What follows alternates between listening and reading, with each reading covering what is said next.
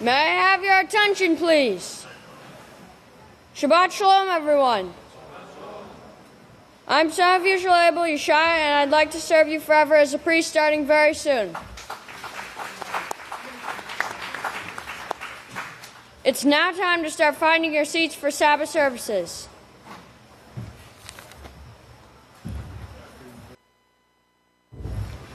May I have your attention, please?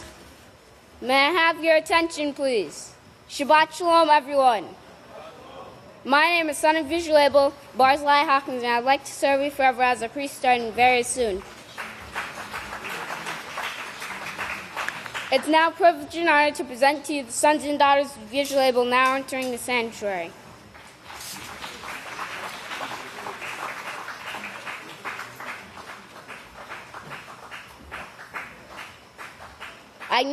I would now like to present one of the sons of Yisrayl, Deacon Buffalo Bill.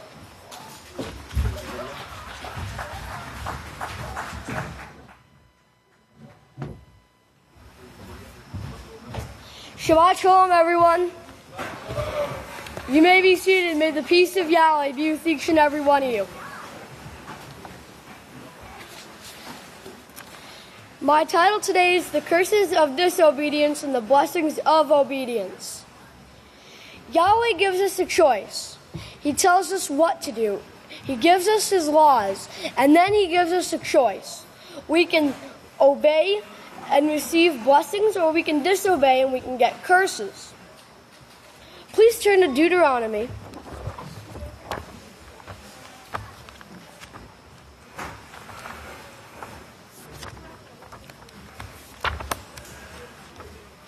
Deuteronomy 30 on page 173.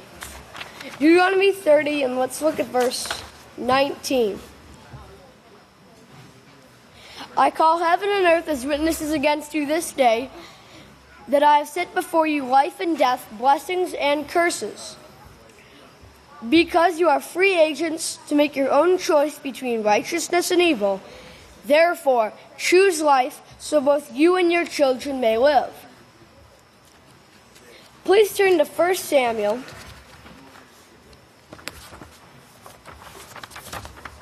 (15) and verse 3. Now go and attack the Amalekites and utterly destroy them, tear them, all that they have. Do not spare them. Kill both man and woman, infant and nursing child, ox, sheep, camel, and donkey. So this was an instruction to go kill all the Amalekites and their ox, sheep, camel, and donkey. Verse 15, and Shaul said, they have brought them from the Amalekites, because the people have spared the best of the sheep and the oxen to sacrifice to Yahweh your Father. The rest we have utterly destroyed. Now look at verse 22. Then Samuel said, has Yahweh as great a delight in burnt offerings and sacrifices as in obeying the voice of Yahweh? Behold, to obey is better than sacrifice, and to listen than the fat of rams. Because rebellion is as the sin of witchcraft, and stubbornness is the same as iniquity and God worship. Because you have rejected the word of Yahweh, He also has rejected you from being king.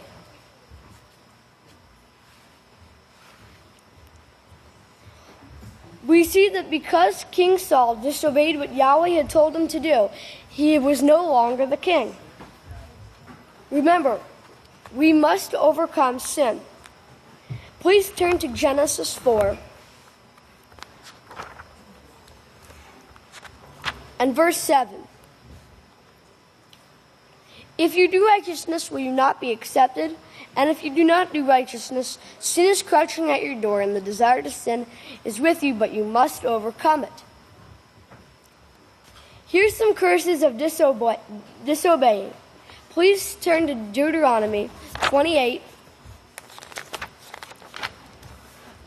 on page 169, verse 16. Cursed will you be in the city, and cursed will you be in the country. Cursed will be your basket and your storehouse. Cursed will be the fruit of your body, and the produce of your land, and the calves of your herds. and the lamb of your flocks. Cursed will you be when you come in, and cursed will you be when you go out. Now on page 733 in the book of Yahweh, Matthew 6 on page 733. It says, "But seek you first the kingdom of Yahweh and his righteousness, and all these things will be added to you." We have been told not to put our mind on material gain, money, new vehicles, or the newest truck in town, or maybe the newest style of clothes or other desires that Satan has out there to pull us from Yahweh and Yahweh's teachings. Adam and Eve were told not to partake of this lifestyle. And no, it wasn't a rancid apple Yahweh didn't want them to eat. It was an unrighteous lifestyle Yahweh did not want them to partake of. But they were lied to by Satan. Satan told them, as Yahweh indeed said, he said, you won't die. And so they partook of that tree, that lifestyle. On the other hand, when we obey, we will receive blessings. Please turn to 2 Kings 5 on page 305. 2 Kings 5, verse 10. Elisha sent a messenger out to him to say, "Go wash in the Jordan 7 times, then your flesh will be restored to health, and you will be clean." But Naaman was furious and became furious and left, saying, "I thought he would come out in front and stand in front of me to call with the name of Yahweh, his God El, to wave his hand over the leprous spot and heal me. Aren't the Abana and Pharpar rivers of Damascus better than the waters of Israel? Can I not wash in them and be clean?" So he left and turned in a rage. Then his attendants went to him and spoke to him and said, "My father, if the prophet had told you to do some majestic thing, would you not have done it? How much more then when he tells you to just wash and be cleansed?" So he went down and plunged himself in the Jordan 7 times. And as he was instructed by the man of Yahweh, and his flesh was restored like the flesh of a little child, and he was clean. Because he did as Yahweh had instructed him, he was no longer leprous. Here are some blessings of keeping Yahweh's laws. Please turn to Deuteronomy 28 and verse 2. "And all these blessings will come upon you and accompany you because you obey Yahweh your Father. Blessed will you be in the city, and blessed will you be in the country. Blessed will be the fruit of your body, the produce of your ground, the young of your livestock, and the calves of your herds, and the lamb of your flocks. Blessed will be your basket and your storehouse. Blessed will you be when you come in, and blessed will you be when you go out." Turn to Exodus 19. Please turn to Exodus 19 on page 60. Exodus 19, verse 5.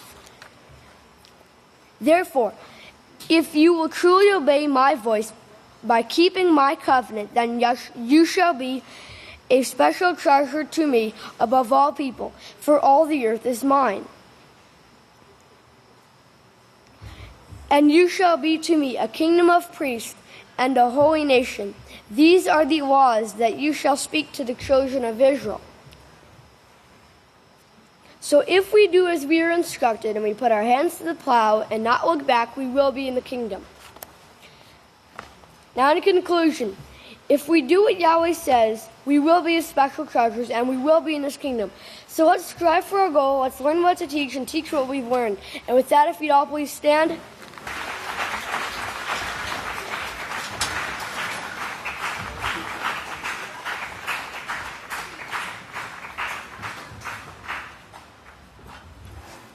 If you all remain standing, it's my privilege and honor to introduce to you son of Yisrayl, Abil, Deacon Yisrayl David Hawkins.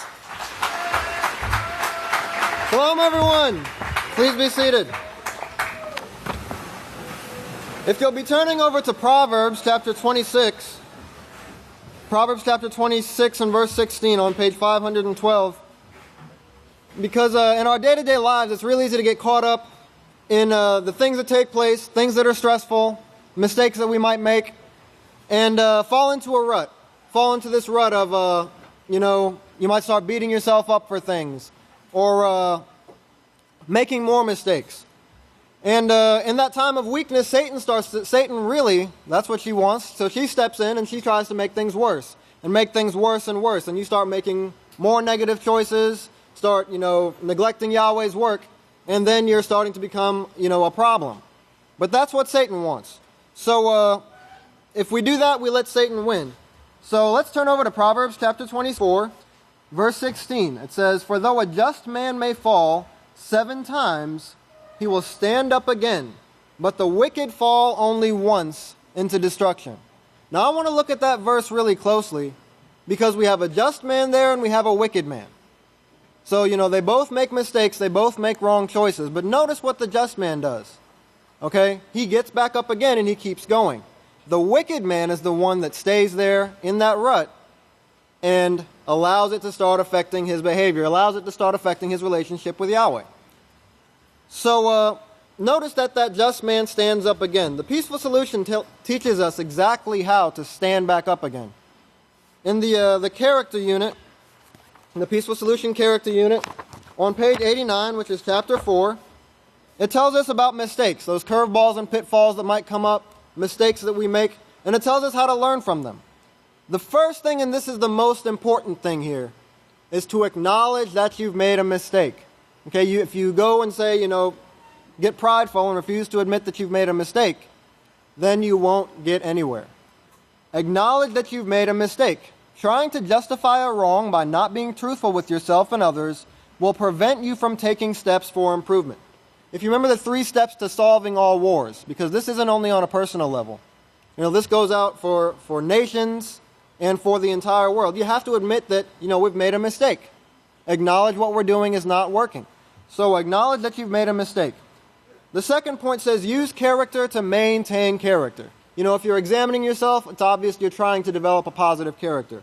So use character to maintain character. If you did something that was irresponsible, then be honest with yourself. Admit it and plan to never make that mistake again. In other words, you will always have positive character traits to draw from. Number 3, ask yourself, what should I learn from this? This is probably the next most important point here, because it's a learning experience. We have to try to start looking at our tests and trials, the things that take place. Instead of looking at them as, problems, look at them as learning experiences. Things that we can learn from, things that we can improve from. That way we don't get stuck in that rut. So change your attitude about making mistakes. Instead, consider them as lessons to be learned. Once you have learned them, just think about how much smarter you can be. So let's think of that also, not only just with the peaceful solution, but also in our day-to-day lives at work in the house of Yahweh. We make mistakes. There's tests and trials that come up. There's all kind of crazy things that take place. But remember, we're all here for the same reason. We're here overcoming, trying to get to the kingdom, trying to get the job that Yahweh has assigned to us. So all those things that take place are learning experiences. Yahweh is training us to where we can handle that job, to where we can be able to handle the universe in the future. Don't put yourself down or call yourself names when you make a mistake. Remember that rut that I talked about, that you can fall back into and start making more and more mistakes. And, and that way you just start falling farther and farther away from Yahweh. We're trying to draw closer to Yahweh. So don't beat yourself down or call yourself names when you make a mistake. This will only lead to feeling bad about yourself, and a negative attitude may leave you susceptible to negative influences, which will lead to more negative choices and more negative choices. So that's what we need to do when we've made a mistake. First, we have to make sure and admit that we've made that mistake. Acknowledge it with ourselves. In the house of Yahweh, that's why we have counselors and confessions to repent of sins. And then use character to maintain character. Keep improving. Okay, don't just stay there because you've made a mistake. Keep moving forward and leave it behind you. Now, at times, Yahweh has jobs in store for us. We all need to remember that. We all need to look at the bigger picture. So at times, things might come up that we don't even expect, that we don't even understand. But we also have to remember who's in full control. Yahweh's in full control, okay? So he has to teach us. He has to train us. He has to test us. Turn over to Eob. Eob chapter 1. Eob chapter 1. And let's start in verse 8. If you remember, Eob was a perfect, a righteous, a just man. It says that in verse 1. And in verse 8, Yahweh said to Satan, "Have you considered my servant Eob? There is none like him in the earth, a perfect, blameless, and upright man, one who reverences Yahweh and shuns evil." So he was practicing righteousness, okay? He might have made mistakes, but he always got back up and kept going. He practiced righteousness. So, verse 9, Satan answered Yahweh and says, "Does Eob reverence Yahweh for no reason? Have you not made a hedge around him as well as around his household and all that he has on every side? You've blessed his every effort, and his possessions are increased in the land." So notice Eob was well off. He was doing really well. But something we have to remember, the universe isn't going to be all bubblegum and candy and roses and flowers and everything else. We're going to have to be training beings who want to throw planets at each other that they should be trying to have peace, and that they need to have peace, and that's the only way they're going to have life, is through peace. Now, we're going to go and train these beings, and they're going to say, yes, we're going to have peace. We see the need for it and all this stuff. And as soon as you turn your back, they're going to want to throw planets at each other again. Okay? So we have to remember, these are some pretty interesting situations we're going to run into in the universe.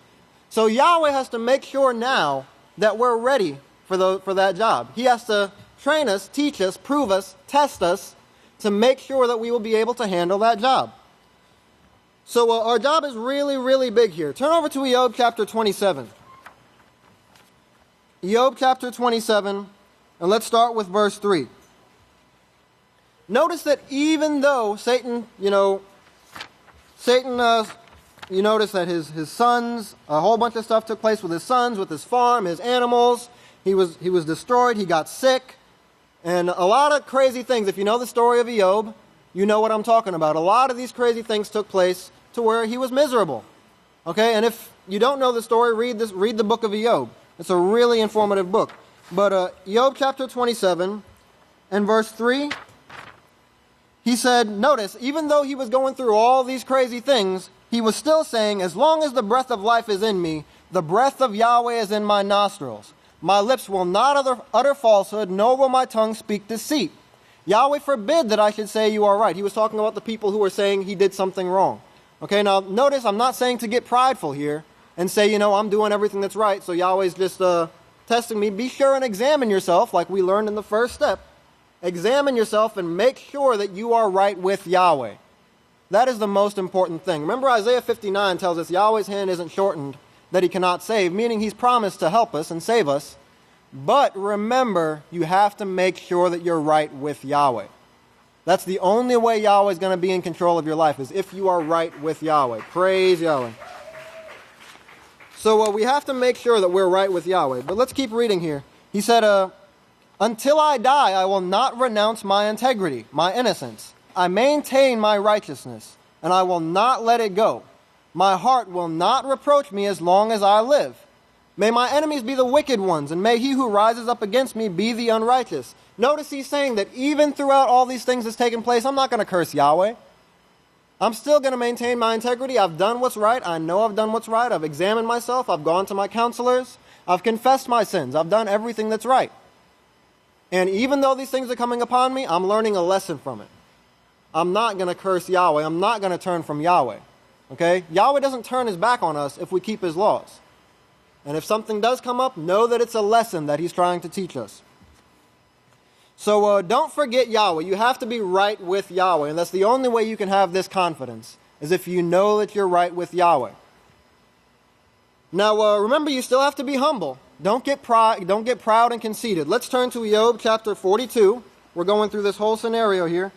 Eob chapter 42, and this is after he had spoken to the counselors that were talking to him. He had spoken to Yahweh had spoken to him through the priest, telling him about his plan and things like that, which is, it's a really informative book. And then he says in verse 4, "Listen to me, I beg you, and I will speak. You said to me, I will question you, and you will answer me. My ears have heard of you, but now my own eyes see you. Therefore," notice this, he had kept Yahweh's laws. He had been keeping Yahweh's laws, but notice what he says here. "I despise myself and abhor myself, and I repent in dust and ashes." Here's a perfect man, okay, that's doing the right things, yet he repents in dust and ashes. Notice the humility there. So even if you have examined yourself and know you're doing what's right, it's still the right thing to come with a humble attitude and make sure you praise Yahweh. And make sure, that's why we have counselors. And you make sure you're doing what's right. Repent of any sin that you have. And then notice in verse 10, Job still maintained his integrity. He remained humble. And Yahweh restored the captivity of Job when he prayed for his friends. And Yahweh gave him twice as much as he had before. Who's in full control? Yahweh, all right? So Yahweh hasn't turned his back on us. Okay, just because crazy things are occurring, if we're doing what's right, we're maintaining our integrity, we have positive character, Yahweh's not going to turn his back on us. So Yahweh restored the captivity of Job when he prayed for his friends, and Yahweh gave him twice as much as he had before. Let's drop down to verse 12. "Now Yahweh blessed the latter end of Job more than his beginning, for he had 14,000 sheep, 6,000 camels, 1,000 yoke of oxen, and 1,000 female donkeys." And if you look at the beginning, that's double what he had. After this, he lived 140 years, saw his children and grandchildren, so he died old and satisfied with life. How can you be satisfied with life? You have to follow Yahweh's laws. You have to keep Yahweh's laws. You have to be in unity with Yahweh. Remember what Ecclesiastes tells us. The whole duty of man is to reverence Yahweh by keeping his laws. That's the only way you'll be satisfied with life. So remember that, okay? Yahweh tells us that if we do what's right, we will receive more responsibility. We'll get rewarded. Remember the parable of the talents that Yahshua told us. You know, the man that was given 5 talents, he did well with those talents. He put forth his best effort. He made sure he was right with Yahweh. What occurred? He got 10 talents. He got more responsibilities, more jobs, a higher position in Yahweh's kingdom. That's what we need to be striving for. Never forget Yahweh. He's in full control. So, and he's not unfair. Yahweh's not unfair. You know, crazy things occur, but you can't doubt him. He hasn't left you because crazy things occurred. He's not unfair. He's in full control. Turn over to Hebrews. The book of Hebrews, chapter 6. Hebrews chapter 6 and verse 10. It says, "For Yahweh is not unrighteous. He will not forget your work and labor of love which you've shown toward his name, in that you have ministered to the saints and do minister." Don't forget Yahweh, okay? Crazy things occur, and I can't stress this enough. If you're right with Yahweh, Yahweh will bless you. So make sure you're right with Yahweh, and he's in full control. So he's not unrighteous. He's not going to forget your work and labor of love. So if we put our trust in Yahweh and we keep his laws, even when he allows things to get crazy, why does he allow things to get crazy? Because we have to learn a lesson. We're going to be in the kingdom dealing with beings that have turned to sin, and we have to teach them righteousness and be patient and humble with them. That's a powerful job. That's a lot of authority. We could easily obliterate those beings that want to throw planets at each other, but then we wouldn't be any better than them. So Yahweh's training us for this position, for this job. So if you remember that he's in full control and you base your life on that and don't turn on Yahweh, he'll keep his promise. He'll guide you through and protect your ways, and he will reward you. If you'll all please stand. I'd like to turn it over to the next teacher, the great Kohan Yahshua Hyler Hawkins. Praise Yahweh. You may be seated.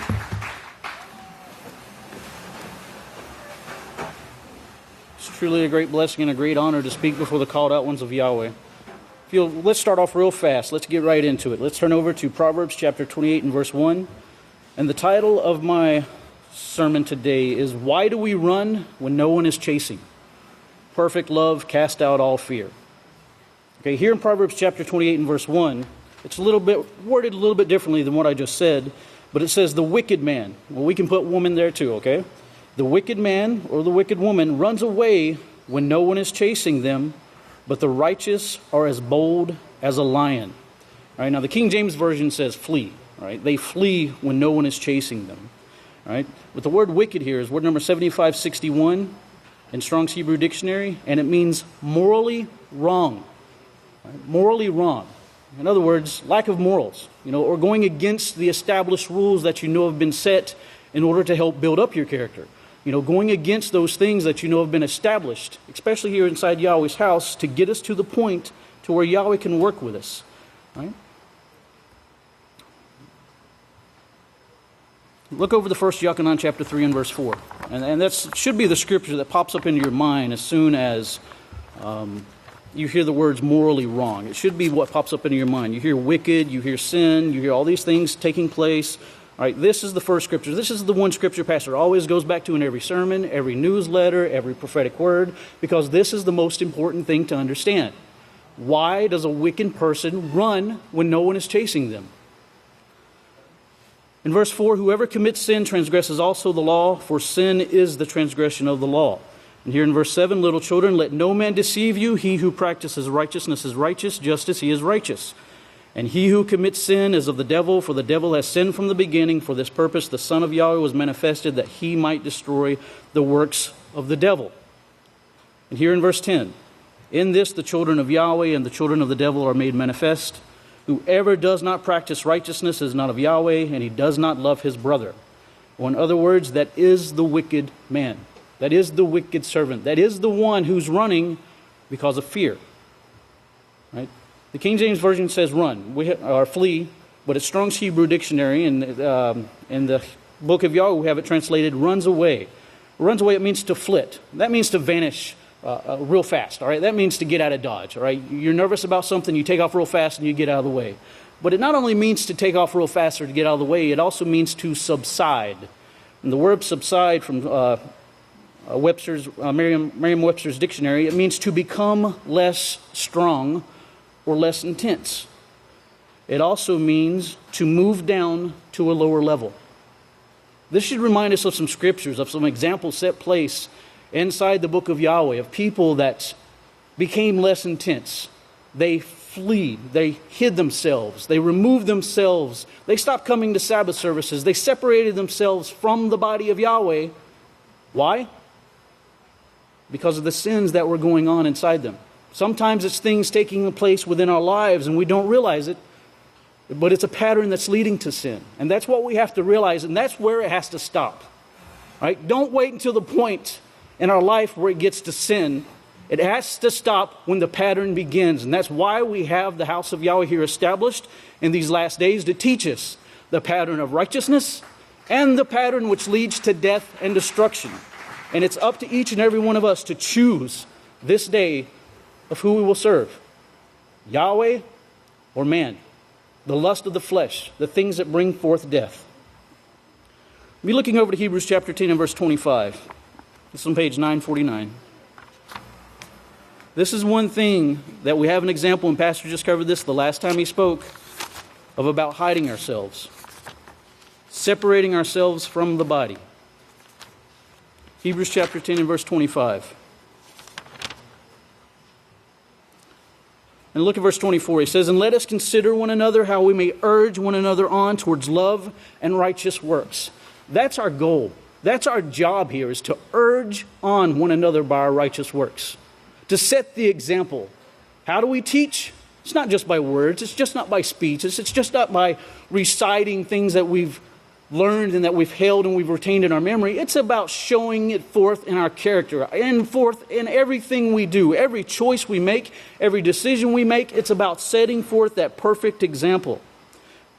In verse 25, it says, not forsaking the gathering of ourselves together as the manner of some is, but exhorting, right? That's to esteem, that's to build up, that's to help someone, to help exalt them, to help build someone else in Yahweh's house. And that's our job. It's not to tear down everyone around us, but it's to build them up. And we build them up day by us putting our shoulder to the plow and working. Getting our job done to where we can be a fine example to everyone around us who's being tested, who's being tried, who feels maybe they need to start separating themselves because it's just test. It was much easier when I was back out in Egypt. It was much easier when I was over here or when I was in this work area or that work area. I didn't have the problem with my supervisor then. I was speaking to a brother earlier this morning, and it was about a work order, and he made the word mention, or he mentioned the words, yes, but it hasn't been pressure tested. He was talking about his propane lines. And I was like, that's us. You know, you can spend all your time doing all the work to get plumbing, propane lines, whatever it is, setting forth, but if you don't pressure test it to make sure it works, you're going to have a major problem after the job's done. You're going to have to redo everything. That's where we're at right now. Yahweh's building us. He's putting us together. He's putting us to use inside of his house. But he has to put us through that test. He has to allow us to be tested with pressure to see whether we will break, to see whether we will hide, to see whether we will tuck our tail and run, or if we'll stand in the face of adversity. And like Proverbs chapter 28 verse 1 says, the righteous man, the righteous woman, they're bold because they know they stand sure-footed inside Yahweh's house. Praise Yahweh.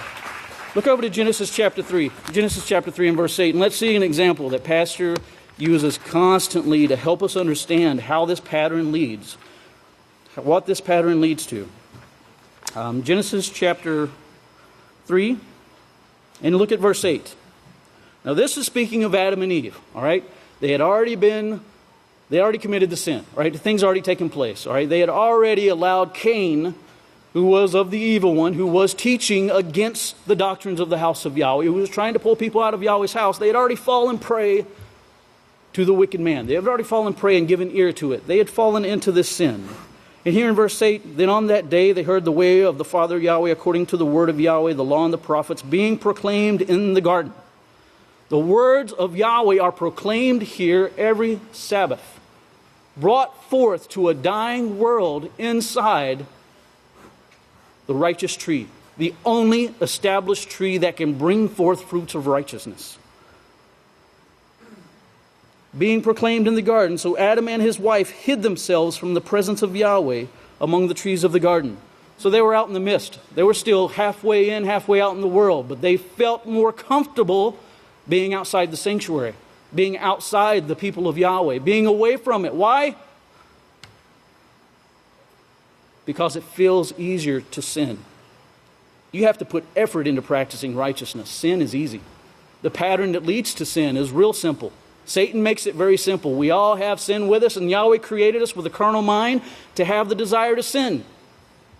But just like he told Cain, he says you must overcome it. The desire is with you, and we can overcome it, or he wouldn't have told us we could do it. And in verse 9, when Yahweh called to Adam and said to him, "Where are you?" So Adam said, "I heard the word of Yahweh being proclaimed in the garden, and I was afraid because I had sinned, and I hid myself." I separated myself. Sometimes we do that. Sometimes we feel or we justify, I don't want to be a part of the drama. I want to separate myself from that drama. I don't want to be a part of it. Write this down. I don't want to hear that anymore. Let's not say I don't want to be a part of the drama, but rather boldly proclaim that we have the only solution. We don't want to separate ourselves from the drama. We don't want to sit back and just be a critic pointing out how everything's done wrong. We want to become the solution, using the peaceful solution, using Yahweh's law, statutes, judgments, and ordinances, and working together to bring forth about a solution to the problems that we keep complaining about. If we see problems, if we see things that maybe we don't understand or we don't agree with, it's up to us, each and every individual, to correct that within ourselves and to get it right with Yahweh. And then to be an example to everyone else around us. Be turning over to 1 John chapter 4 and verse 18. It's on page 966.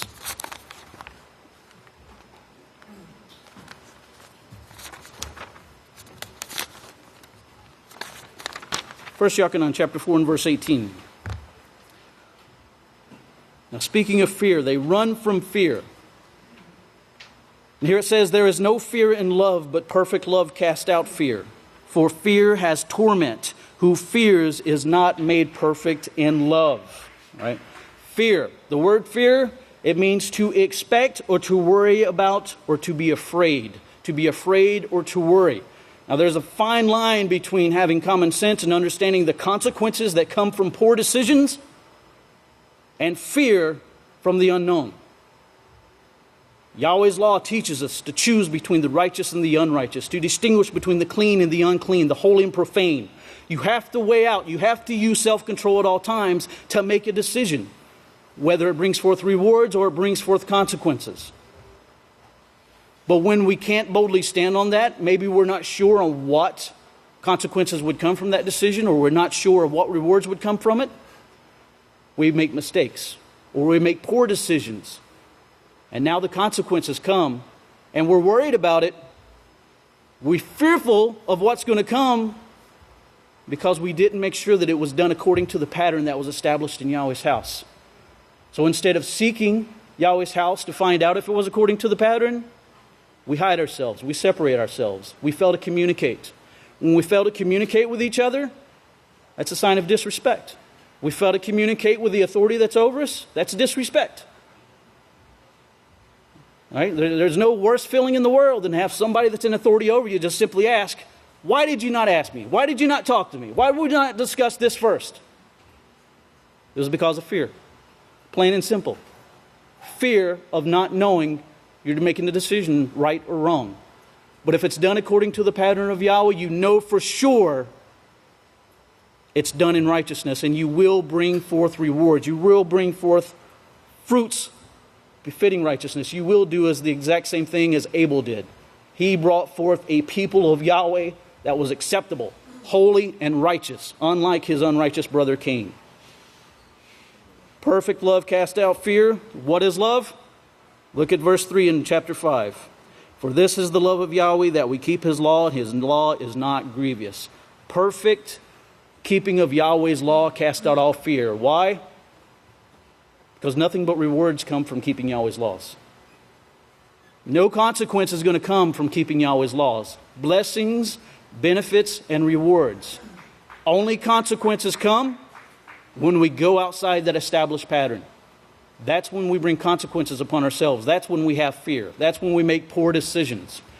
Yahweh has given us this house in these last days and every tool we need to get us to the point to bring to perfection. We just have to use it. We have to apply what's been given to us.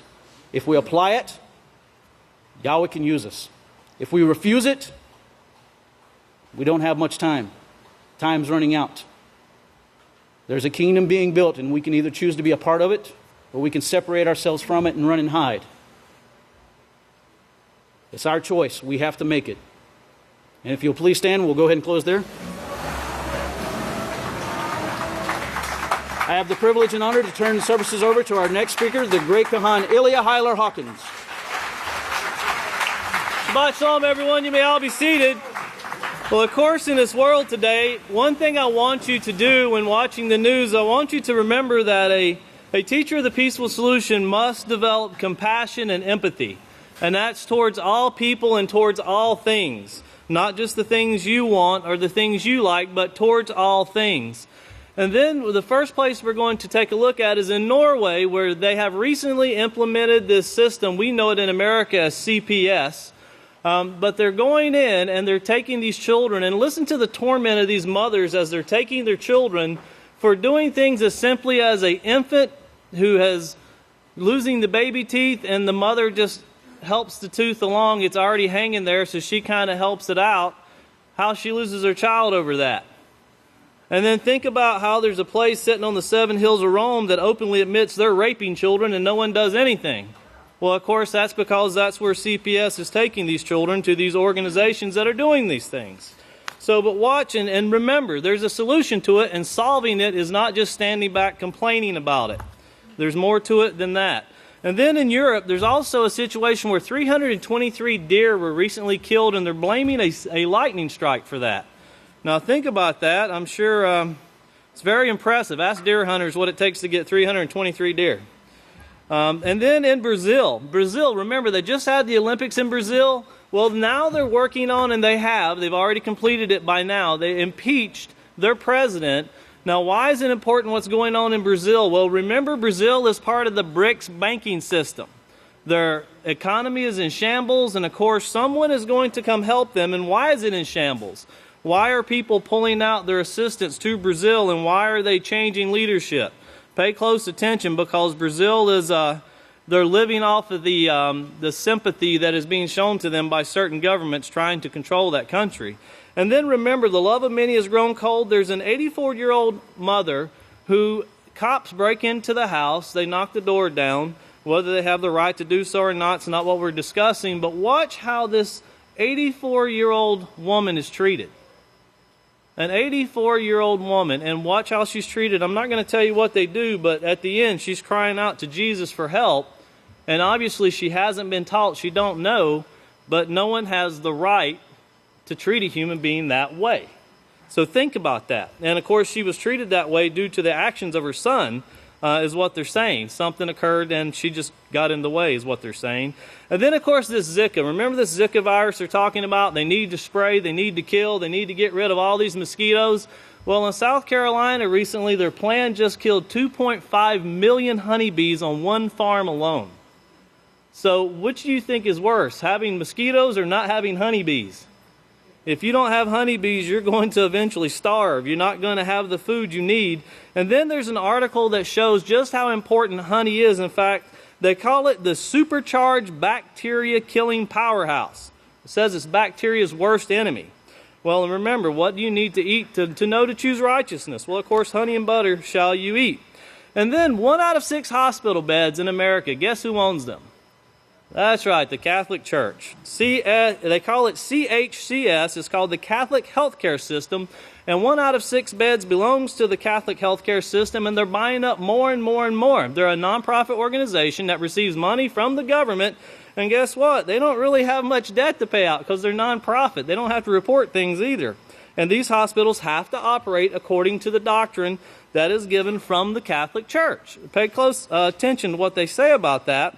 And then, of course, Zika, there's a situation in Florida right now. Doctors are saying they can't figure it out. Of course, they never have figured it out, and they're not going to figure it out until they listen to the one sent. That's what they're missing. And then Syria and Russia, of course, they're discussing a peace plan right now. Even Vladimir Putin saying this morning that he feels that between John Kerry and Sergei Lavrov that a peace agreement can be reached between Russia and the United States concerning Syria. But watch very closely, because the next thing that is taking place, now you have the Ursalik Air Force Base, which is where NATO is at in Turkey. The United States has their nuclear weapons there. And guess who Turkey just invited to also use that air base? Russia. Could you imagine NATO and Russia on the same Air Force base with nuclear weapons? That's a recipe for destruction in itself right there. Now, also continuing along with what's going on in the Middle East, well, we see the same things here in the United States. Chicago, and we've talked about the murders in Chicago for a long time. Society, it's in mainstream news. They talk about it. Well, it's getting worse. They just set a record this month for most murders in a month. So obviously, if we know there's a problem, what they're doing is not working. And then they're talking about drought. The drought is gone. Well, Lake Mead just hit a new record low. The only place that you don't have drought in America is you have flood. And you can pretty much guarantee if there's not a flood, there's a drought going on. And then the water is not worth drinking to begin with. That's the problem that we're seeing in society. And then Yemen. What's going on with Yemen? Remember, Saudi Arabia has been bombing Yemen for a couple of years now. Well, Yemen just ended up with a missile, and they shot it and almost hit Mecca with it. It hit the eastern region of Mecca, which, remember, that is a holy site to the Muslims, but they actually are fighting back. And remember Caspar Weinberger, he wrote the book called The Next War, and he was saying that these countries that help these countries that are being bombarded and bullied, well, that country that helps will be considered an enemy. Remember, Iran was the one that tried to help Yemen last time, and of course, Yemen got this missile from somewhere. Watch to see what they do. But also American Red Cross, they're wanting to help Yemen, so they've started donating morgues for help with all the dead bodies. Remember the death that's going to take place in the Middle East and in and around the great river Euphrates. And in the United States, they have recently threatened that if Syria flies another jet over who they're calling their supportive allies, they're going to shoot it down. Syria says if you do, it's going to be an act of war. Not for sure what's going on right now, what that's considered, but this will be considered an act of war.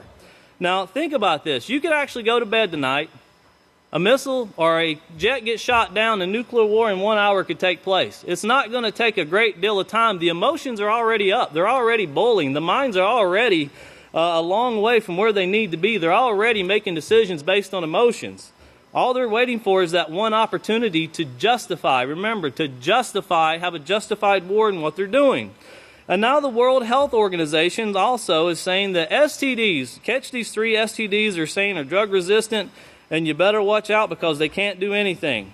Chlamydia, syphilis, and gonorrhea. Where have you heard that for 40 years? Only the house of Yahweh.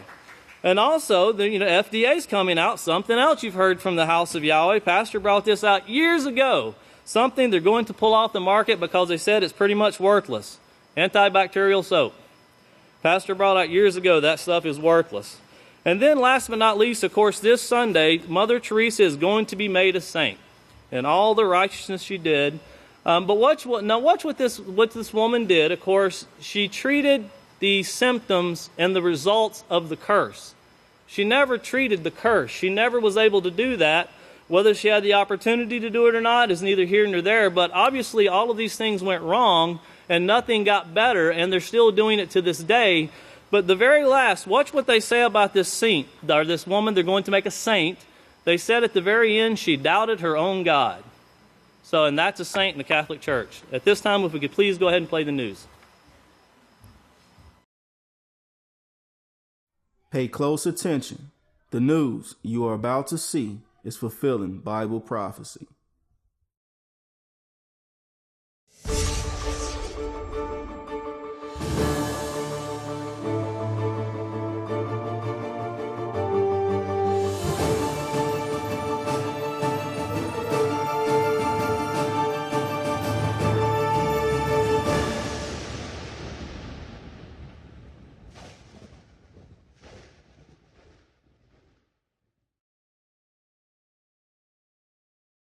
Welcome to another edition of YPN News, bringing you news as it relates to Bible prophecy and foretold by Yisrayl Hawkins. Well, stealing of children, that's taking place. The benefits of honey. Catholic Church involved in health care. Antibacterial soaps, not all they're touted to be, and many more topics we're going to bring you here today. But we're going to start off in Norway, where social services there have been accused of abducting children from their homes and their families. In fact, several videos have emerged showing the dramatic removal of children as both parents and children scream in protest. Video footage shows officers restraining parents as the social service workers forcefully remove the children from the homes. One parent, John Berg, said, "We have always tried the best for our children, always. This system is not working at all in Norway." Mr. Berg had his 3 children taken by social services. In fact, more than 1,000 children are removed from their families annually. Now, these events have led to protests in the streets by citizens saying that they're actually classifying this practice as kidnapping. Yeah, that sounds like it to me. We'll continue in Norway as the environmental director reported on August 28th that 323 reindeer were killed by a lightning strike on the mountain plateau of Hardangervidda on Friday, August 26th. The agency also said that 5 deer had to be euthanized and that of the dead, 70 of the deer were calves. The case is believed to be the result of heavy thunderstorms making what could be the deadliest lightning strike in history. An agency spokesman said it's not uncommon for deer to be killed by lightning, but we have never seen such numbers before. Thousands of reindeer normally migrate across the barren land as the seasons change. But boy, that is sure a high number to say it's all from lightning. I know, all in one area too. That's amazing. Well, in Brazil's capital, Brasilia, hundreds of people have gathered to voice their backing of suspended President Dilma Rousseff, whose impeachment trial is currently underway. In São Paulo, another part, Brazil protesters began lighting fires in the streets as they clashed with police in riot gear who tried to control crowds and stave off property damage. Morissette appeared before the Senate to defend herself on charges of financial corruption, while reiterating that her government, unlike the former one, had been legitimately elected by Brazil and the millions of voters in Brazil doing it legally, obviously implying that the other government had come in through some form of corruption and so forth. Well, a recently released police video shows police officers trying to enter a home where they were planning to make an arrest. Now, as one of the persons in the home lies on the floor in compliance with the police request while asking, "What did I do?" an elderly woman is shown refusing to comply with the commands of a female officer, and she is subsequently pepper sprayed before going to the ground in pain as her son let officers know that she was 84 years old. Wow, that's got to be difficult to watch. Officers or officials in Dorchester County, North Carolina, reported that millions of honeybees were accidentally killed as crews sprayed for mosquitoes in an attempt to prevent the spread of the Zika virus. One apiary in Somerville, Flowerton Bee Farm and Supply, lost 46 hives, or the equivalent of about 2.5 million bees. Wow. The company's co-owner, Juanita Sanchez, said it looks like it's been nuked. County Administrator Jason Horde told Charleston Post and Courier, "I am not pleased that so many bees were killed." Now, so far, 4 travel-related cases of the Zika virus have been reported in Dorchester County, but so far no one has contracted Zika from a mosquito. It seems like bees are the casualties of war in the war against Zika. Well, honey is more than just a sweet, sticky substance. In fact, honey is a supercharged bacteria-killing powerhouse. The bees put immune proteins along with sugar into the honey as it's produced. Thousands of years ago, honey was used to prevent wounds from getting infected. Today, purified and standardized versions of honey are used in hospitals to fight infections. Well, honey has 3 main ingredients to fight infection. First of all is the sugar, all that sugar that's actually contained in the honey. Only 17% of honey is water. And the 2 types of sugars in the honey are glucose and fructose, and they are sticky and attract water. Now, in fact, honey contains so much sugar, it's considered to be supersaturated, which means it contains more sugar than would normally dissolve in that temperature, which is why it crystallizes as the sugar comes out of the solution. With all that sugar, it means that honey is desperate for water. So when honey comes into contact with a bacterium that has a higher concentration of water, honey will in effect suck the water out of the bacterium, which in turn leads to killing the bacteria. Very interesting. Another fact is that there isn't enough water for organisms to live on in honey, so they die if they actually get into honey, and the honey itself doesn't spoil. When bees make honey, they put an enzyme in it called glucose oxidase. This affects bacteria negatively because gluconic acid and hydrogen peroxide are produced. Well, gluconic acid gives honey a pH of less than 4, very acidic, which is about 1,000 times more acidic than what bacteria need to grow, which they need a pH of about 7, which is a pH neutral. Peroxide, on the other hand, is very great at destroying cells. Now, it destroys the cell walls of bacteria, which breaks them apart. And bees also put antibiotics in honey. Now, one is called bee defensin. Bee defensin 1. Bee defensin 1 is part of the bee's immune system, and it helps to defend them from bacteria, including ones that cause diseases inside the hives. Now, this is produced in a gland that the bees use to make honey, so it makes sense, Katan, that it makes its way into the honey itself. Yeah, that makes sense. So in a nutshell, if you're looking for something sweet with benefits, well, use honey. It's bad bacteria's worst enemy. Oh, sounds like it. Yeah.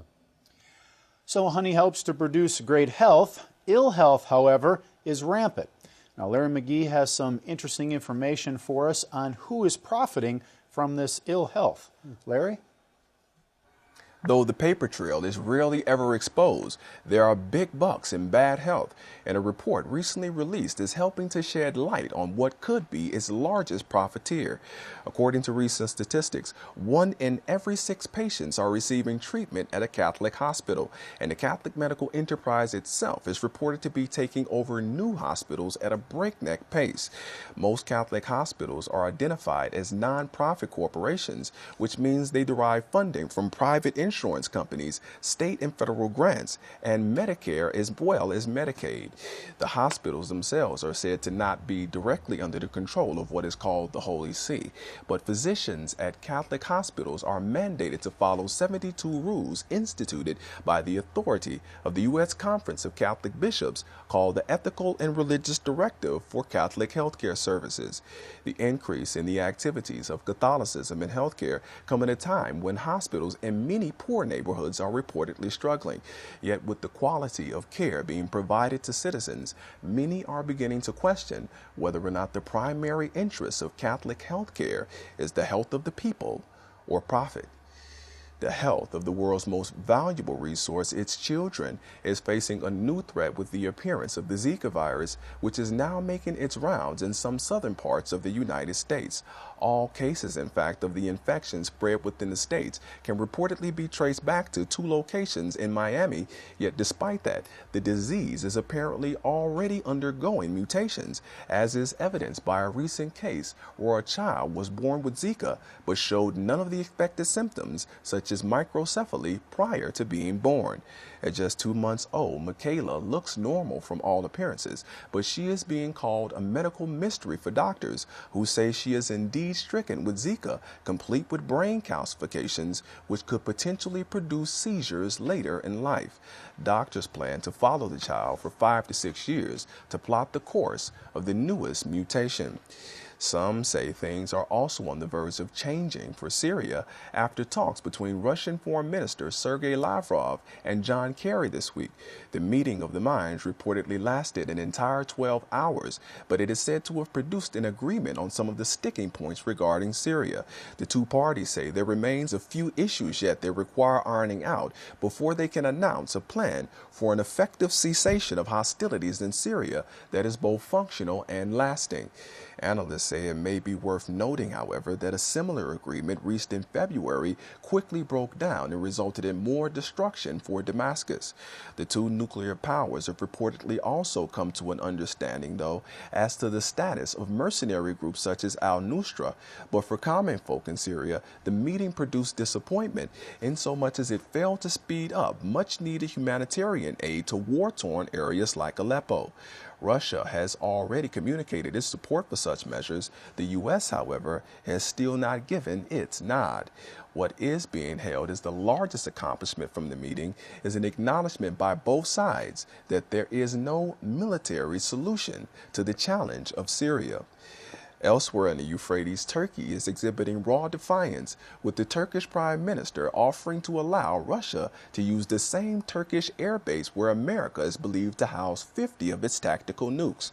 The opportunity was reportedly offered to facilitate Russian airstrikes against ISIS in Syria, but there are obvious questions regarding how the 2 nations will go about sharing the base were into a deed take place.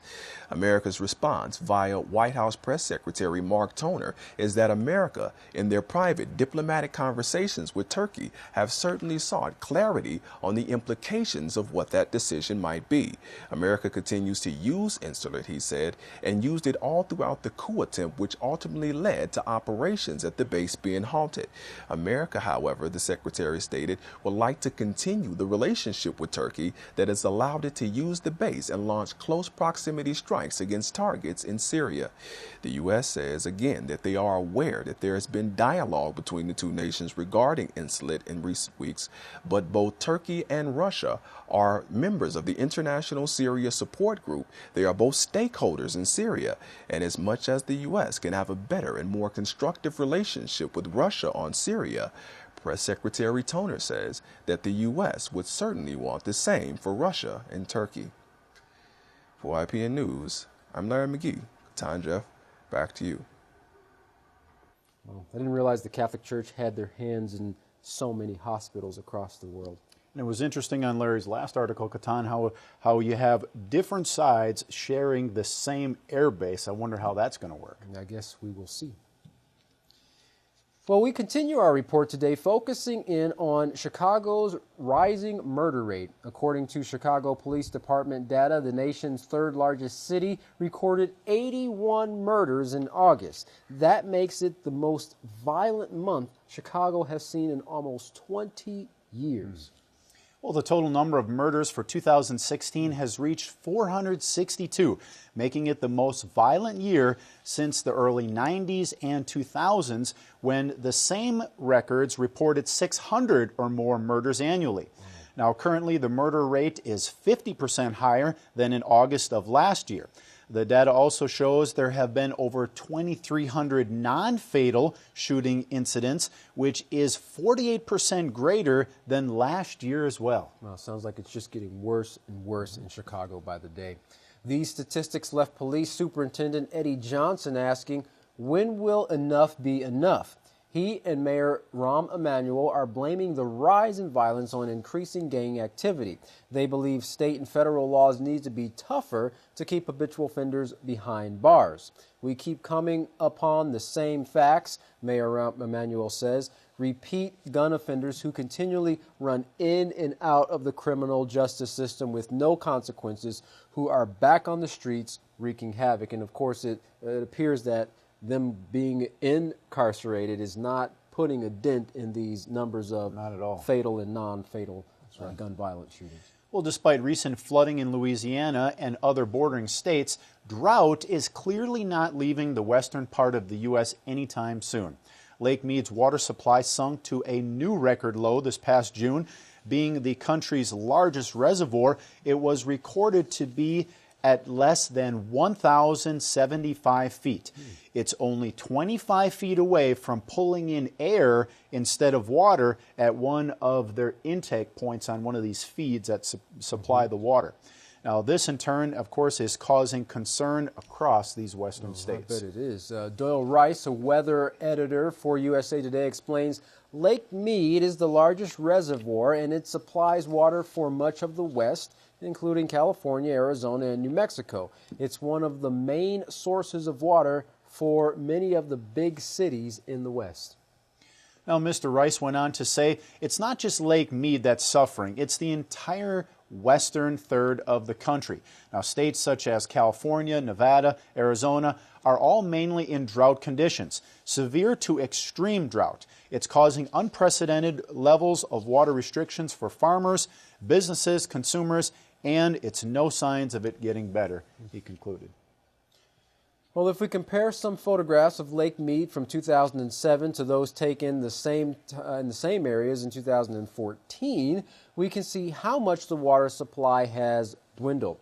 Here we see Hoover Dam in 2007, already very low, but in this one taken in 2014, we can see the water level has gone down even further.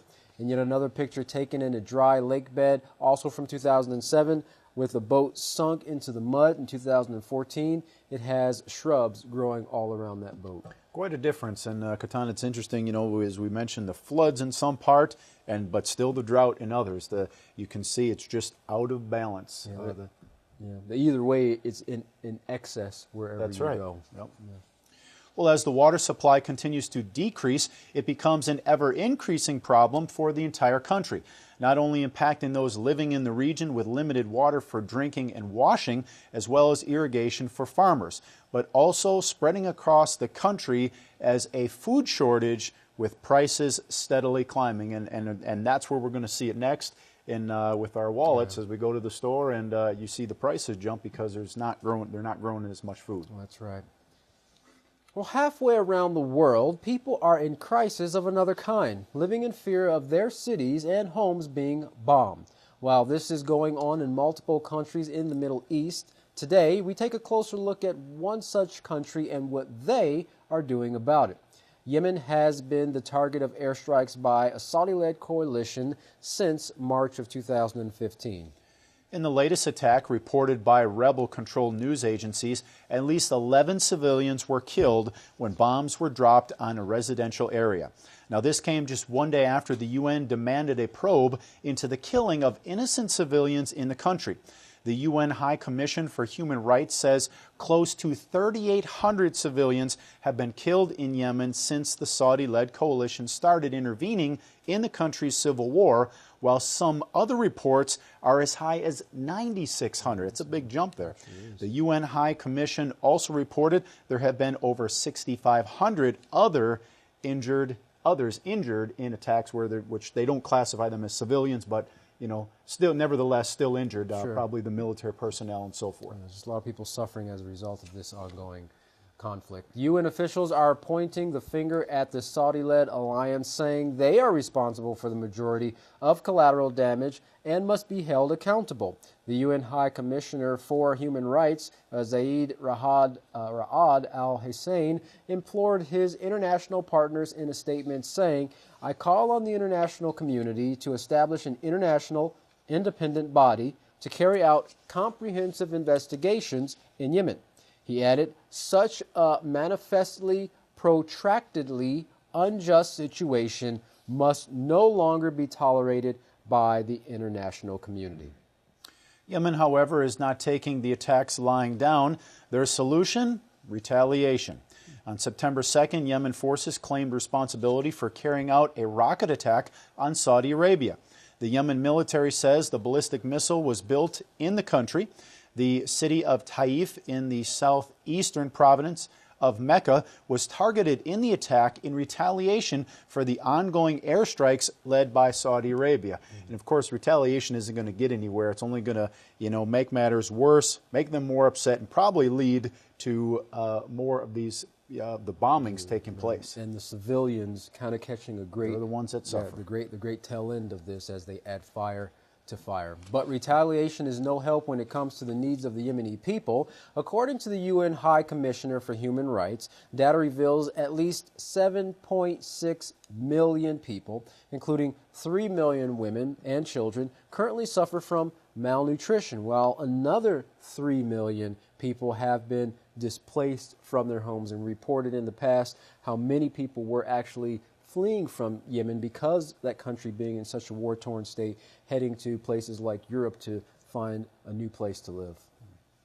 Yemen's infrastructure has also been severely damaged. Hospitals cannot cope with the large number of dead and dying.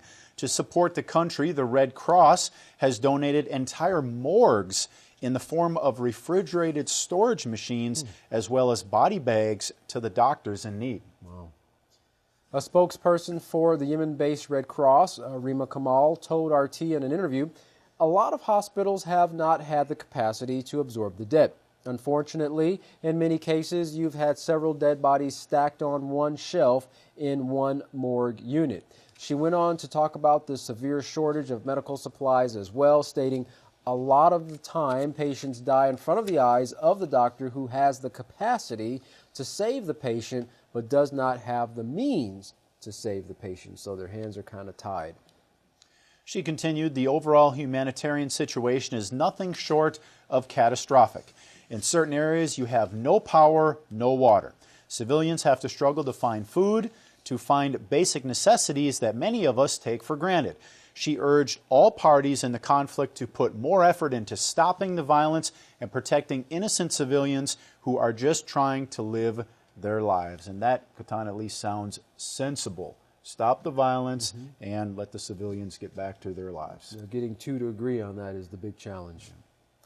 In an interview with Press TV, former U.S. Army officer Scott Bennett talked about the U.S. is continuing to target Russian and Syrian airplanes in Syria. Bennett says this is quite a declaration of war before a declaration of war, because essentially what the United States has said is that we're not going to the United States Congress about this. We're simply going to follow the military advisors in the Obama administration on this. So if they feel that they need to go ahead and do an attack, well, they're just going to refer to the advisors, and that's what they're going to do. Bennett, who served as an officer of psychological warfare, went on to say, if any Syrian airplane or Russian airplane approaches American troops, which are giving aid and comfort and training to the enemy of the Syrian government, which includes members of ISIS, which includes members of the al-Nusra Front, which includes Kurds, if the U.S. forces are approached by Syrian forces, legitimate Syrian government forces defending their country, then the U.S. is going to destroy them. Definitely sounds like a declaration of war. Well, shifting our focus now, Jeff, to one woman who is still making headlines 19 years after her death. That's right. In her lifetime, she was known as the Saint of the Gutters, but many simply called her Mother. Mother Teresa dedicated her life to helping the poorest of the poor. And on September 4, 2016, the Albanian nun will be declared a saint by the Catholic Church. Not only did the poor see her as a type of savior, but popes and presidents, queens and princes alike revered the woman. Now, Mother Teresa, while not even 5 foot tall, stood as a giant to those she served, spending almost 50 years helping the dying and destitute. In 1979, she was awarded the Nobel Peace Prize for her work. Interesting. But in 2008, a volunteer named Hemley Gonzalez came to Mother Teresa's Missionary for Charity hospice and saw a darker side. I saw things like nuns washing needles with tap water and reusing them on patients, he told CBS News. I saw patients dying without proper diagnosis. Today, Gonzalez runs his own aid group in Calcutta, India, and remains a vocal opponent to Mother Teresa's organization. He's pushing Missionaries for Charity, which is her organization, to be more open about their funds, as well as urging them to provide better care or care at all. Another volunteer who worked closely with Mother Teresa for 11 years is author Susan Conroy. Now, she argues people don't understand. The home for the dying isn't a hospital, it's a home where we took in those who had nowhere else to go, she told CBS News. Conroy wrote 2 books about Mother Teresa and says she inspired her to reach out and care for those who have no one. Interesting. While many people thought of her as a saint while she lived, Mother Teresa will be officially canonized as Saint Teresa of Calcutta. Strangely enough, it was revealed after her death in letters she had written how she struggled in her relationship with God and faith she served in throughout her life. So she had some issues of her own. Well, another disease is getting attention in the U.S. Now, the World Health Organization has labeled drug-resistant gonorrhea a public health problem of national concern. Now, the assessment is based on an increasing resistance when patients are treated with antibiotics. Chlamydia and syphilis have also been added to the list as well. All 3 of the diseases are now being closely watched. However, gonorrhea presented the highest resistance to drugs. And that, Jeff, has many people concerned as STDs continue to rise rapidly in the United States, especially among young people ages 20 through 24. Well, how many of you use antibacterial soap? Promoted as germ-fighting, now the Food and Drug Administration wants consumers to stop using antibacterial soaps and for companies to end marketing products as such. Why the change? Lack of evidence that they're actually effective. Wow, that's been a very long time. The FDA made this following statements.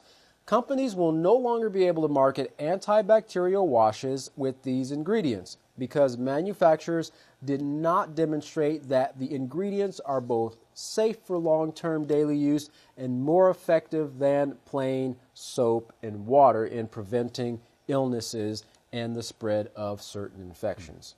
Triclosan, one of the chemical agents that make the products antibacterial, are currently being examined for health and safety concerns.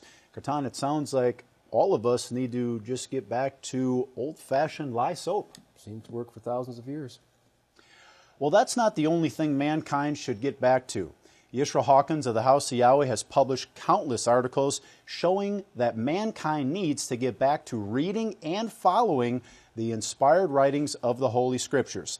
The information found within the book of Yahweh is truly antibacterial, anti-STDs, anti-sickness, anti-war, and the list can go on and on. Well, don't miss out on a once-in-a-lifetime opportunity to experience joy and peace in your life. Yisrayl Hawkins can teach you what you've been missing. Here's how. Contact the House of Yahweh, and when you do, don't forget to request your free copies of the monthly newsletter and the Prophetic Word magazine. To contact the House of Yahweh, you can write them at the House of Yahweh, P.O. Box 2498, Abilene, Texas 79604. You can also call them at 1-800-613-9494.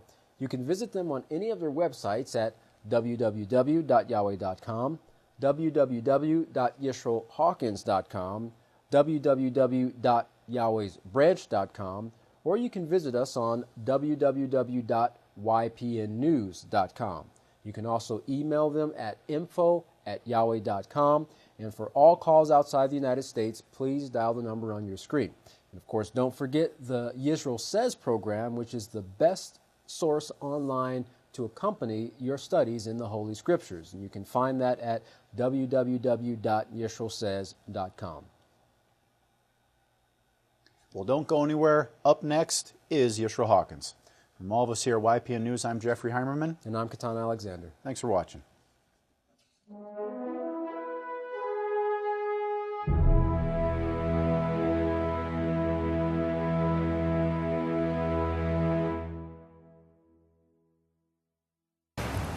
If everybody will please stand at this time, I'd like to introduce the greatest teacher in the world, the great Kohan, Yisrayl Abil Hawkins. Praise Yahweh. Hey, we got a crowd here today. Praise Yahweh. It's not even fit. Yeah, it is. You may be seated.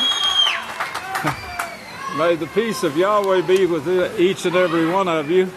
The young men today and the old gentleman too, Yahshua Hyler.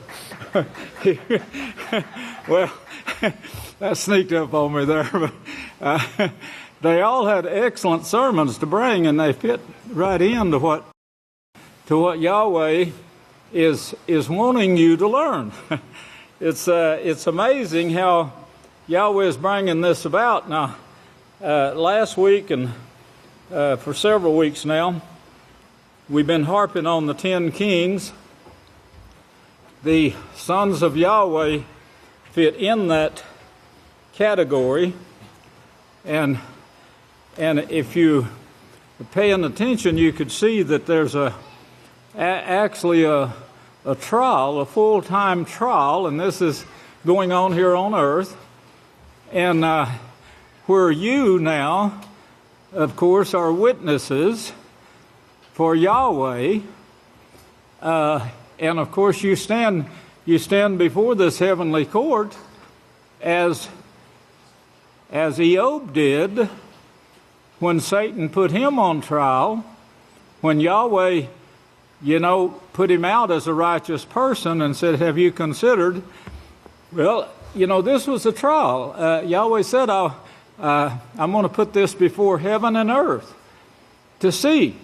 And of course, this has been going on ever since that time period. The very fact that Satan said, it's the book of Yahweh that's mixing everyone up. The book of Yahweh is causing all the trouble. So Yahweh said, okay, let it be taken from you. So for 1,500 years, they didn't have it. Now Yahweh did that so he could prove what takes place when there's no righteousness to be taught, where it's taken away from you. Or who knows when a righteous priest is taken from you? That was the question that was asked. Does anyone even consider? Well, Yahweh had to put all of this in front of mankind. What Yahweh predicted, he put out the book of Yahweh showing what this would bring.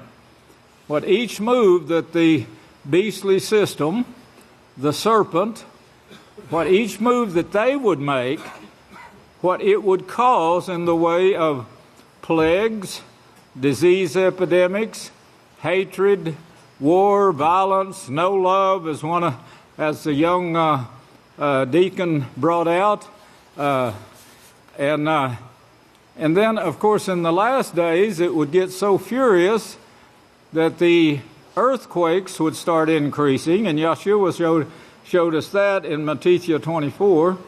This earthquake this morning, when they called me about Oklahoma, I told you, for years, I never heard of a earthquake in Oklahoma.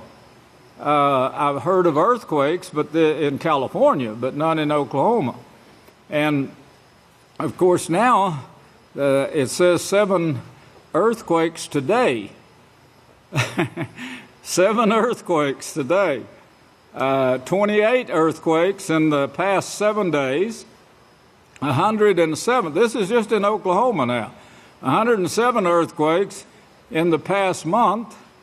2,503 earthquakes in the past year. Now, this is all in Oklahoma, and every town they name, this Pawnee, I said, I used to live in Pawnee. and then it went from Pawnee through Shawnee. I used to live in Shawnee. Norman, that's where Yahweh trained me in dairy business. Norman, Oklahoma, up through Tulsa, and then on to Coffeesville, Kansas. I said, I used to live in Coffeesville, Kansas. Well, I'd lived in all of these towns. In fact, I would follow the wheat harvest from here to Coffeesville, Kansas, and that's where I stopped. I was supposed to make a bunch of money. That's the reason I was following them, to make a bunch of money. Don't fall for that lie. I did. I'm sorry I did, but Yahweh gave me the experience. While in Coffeesville, He trained me in mechanics. Now that's a priest. If you think about all the priests and teachers, where Yahweh actually makes teachers out of them. I think sometimes we get the wrong idea when we hear the word teacher, and we think, this is something that we have to sit behind a desk and just sit there and nothing else. But that's not true. You've got to experience it. Praise Yahweh. And I remember when I was 6 years old being able to milk a cow. Yes, that's part of my training as a priest. How to milk cows. Why? Because we're going to be teaching that, the priests are. We're going to be teaching people how to farm, how to raise food. One of the first things that Yahweh put before Abil was a garden. And He told him, till it, sow it, take care of it. Don't let it change. And of course, Cain saw to it that it did, but that's all part of the training of a priest. That's the reason today they're trained in agriculture, being trained in agriculture. They're being trained in the Holy Scriptures, which teaches you how to keep agriculture perfect. And speaking of that, the 7th year begins, the Day of Atonement. And I've been telling all the elders and all the deacons, all the supervisors, I'd really like to keep this Sabbath year. It's never been kept before. They always find a way to cheat. And of course, in Israel, when the big landowners, when it comes to Sabbath year, they sell their land for a penny to an Arab and buy it back for 2 pennies, so they can show that he made a profit, and the Arab owned the land, but they went ahead and worked it and gave the crop, of course, to the owner. Well, this is cheating They just cheat themselves out of the kingdom of heaven. That's the way they polluted the Sabbath also, the seventh-day Sabbath. But there's still a blessing only to the people of Yahweh, because only the people of Yahweh keep the Sabbath. But there's a blessing. Blessed is the man that keeps the Sabbath. But keep this in mind about the courts. We've been speaking of the original sons of Yahweh, and of course their mother, the gods of the earth, the evil, practice evil, and you'll be like my sons. They tested unacceptable for the eternal kingdom of Yahweh. This is the kingdom that Yahshua said, seek first the kingdom of Yahweh and its righteousness. Now that's the first thing you have to seek. That's the first thing that we teach the priest, the future priest, and everyone who wants to go to school at the house of Yahweh. We teach them this. The first thing we teach them is about the kingdom of Yahweh and practicing righteousness. That's what's going to get you there. In Eob, we see the Eob 1 and verse 6, we see, of course, the mother bringing her sons before Yahweh. Well, why would she be bringing her sons before Yahweh? Yahweh shows us in the 4th chapter of Genesis that I'll show you in just a moment. But she's bringing her sons before Yahweh, hoping that Yahweh will accept them and put them over the kingdoms of heaven, instead of what he said, I'm going to make for my kingdom. They're going to be in my likeness. Did you get that? The ones that's going to take over this kingdom, be given these offices, men, sons, and daughters. He says they're going to be in my likeness and in my image. But Satan keeps telling the Vatican that she can change Yahweh's mind. Well, of course, and one of the apostles said, look, if he didn't spare his own sons, he's not going to spare anybody. He's not going to change his mind. Surely anyone can see by now what a mess that it would be if the kingdom is turned over to Yahweh's original sons. We get a glimpse of it in the first 2 verses of Genesis 1, of what takes place when the original sons of Yahweh and their evil takes the planet we're now living on at this time and has possession of it for just a little while. In chapter 1, of course, Satan takes her sons and presents them to Yahweh, and Yahweh, she's always condemning the house of Yahweh, and Eob was standing in first, right in the front line, and of course he said, have you considered my servant that I've chosen, Eob? And so, of course, she makes some kind of excuse and said, well, cause him a little trouble and he'll curse you to your face. So that's what Yahweh did.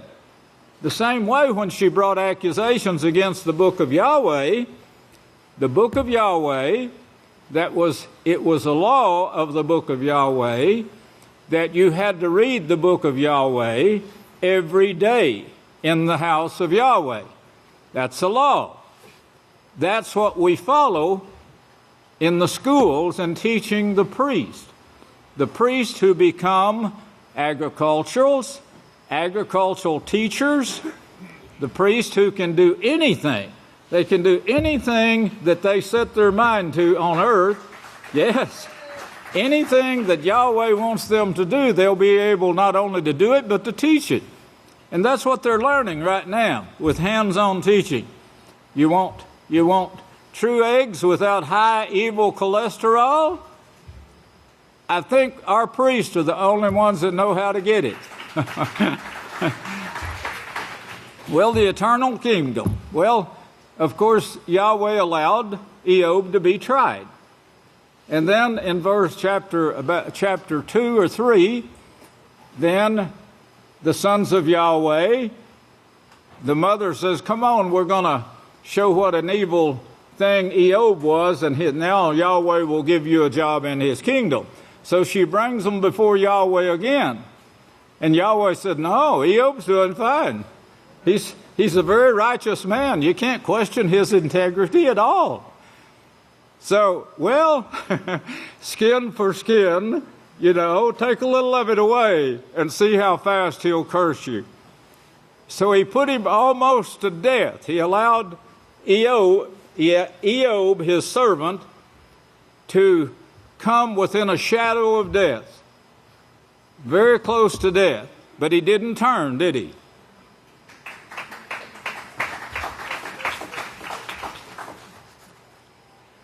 I want you to turn over with that in mind. Turn over to Genesis 4 and remember this trial now and see what Yahweh is showing here. In Genesis 4, it says, now Adam knew Eve, and then she bore Cain and Abel. And on one of Yahweh's Sabbaths, it came to pass that Cain brought an offering. And then verse 4, Abel brought an offering. And Yahweh said to Cain, why are you angry? This is not acceptable in my kingdom. Why are you angry? Why are you downcast? And then he tells him why. He tells him what's bringing this anger. Yahshua brought this same sermon. And he showed in Matthew 24, verses 11 and 12, he said, false prophets is going to teach you that the laws of Yahweh are done away with. They're going to come against my authority, the authority given to Yahshua, who proved himself too, by the way, clear to death. Proved himself. And this, of course, is what brought the notion into Satan's mind. We're going to have to destroy, me and my sons are going to have to destroy the whole earth and the heavens that go with it to get rid of mankind. And Yahshua said, you can't. He said, if that were possible, then yeah, you'd probably succeed. But Yahweh said, no, it's not possible. In fact, you're not even going to be able to touch this last house.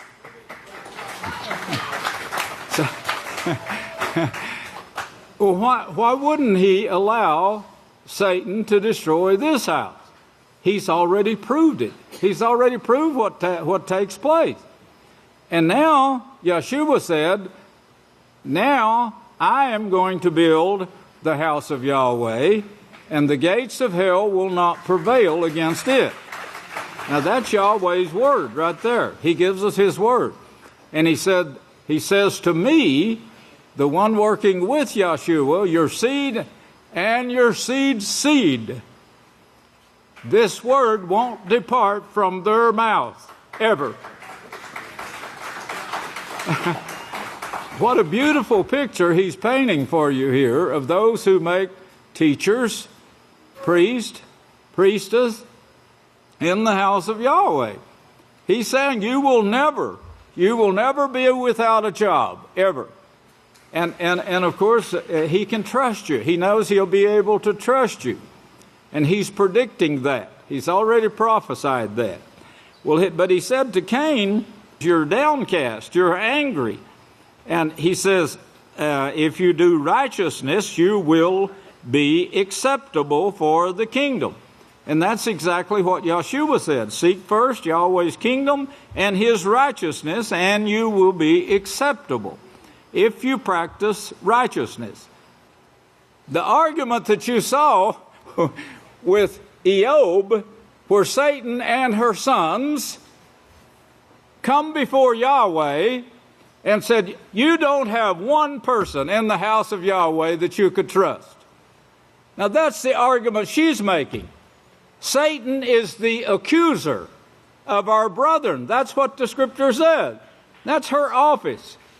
Well, at the same time, she holds up her sons, as you see in Genesis 3.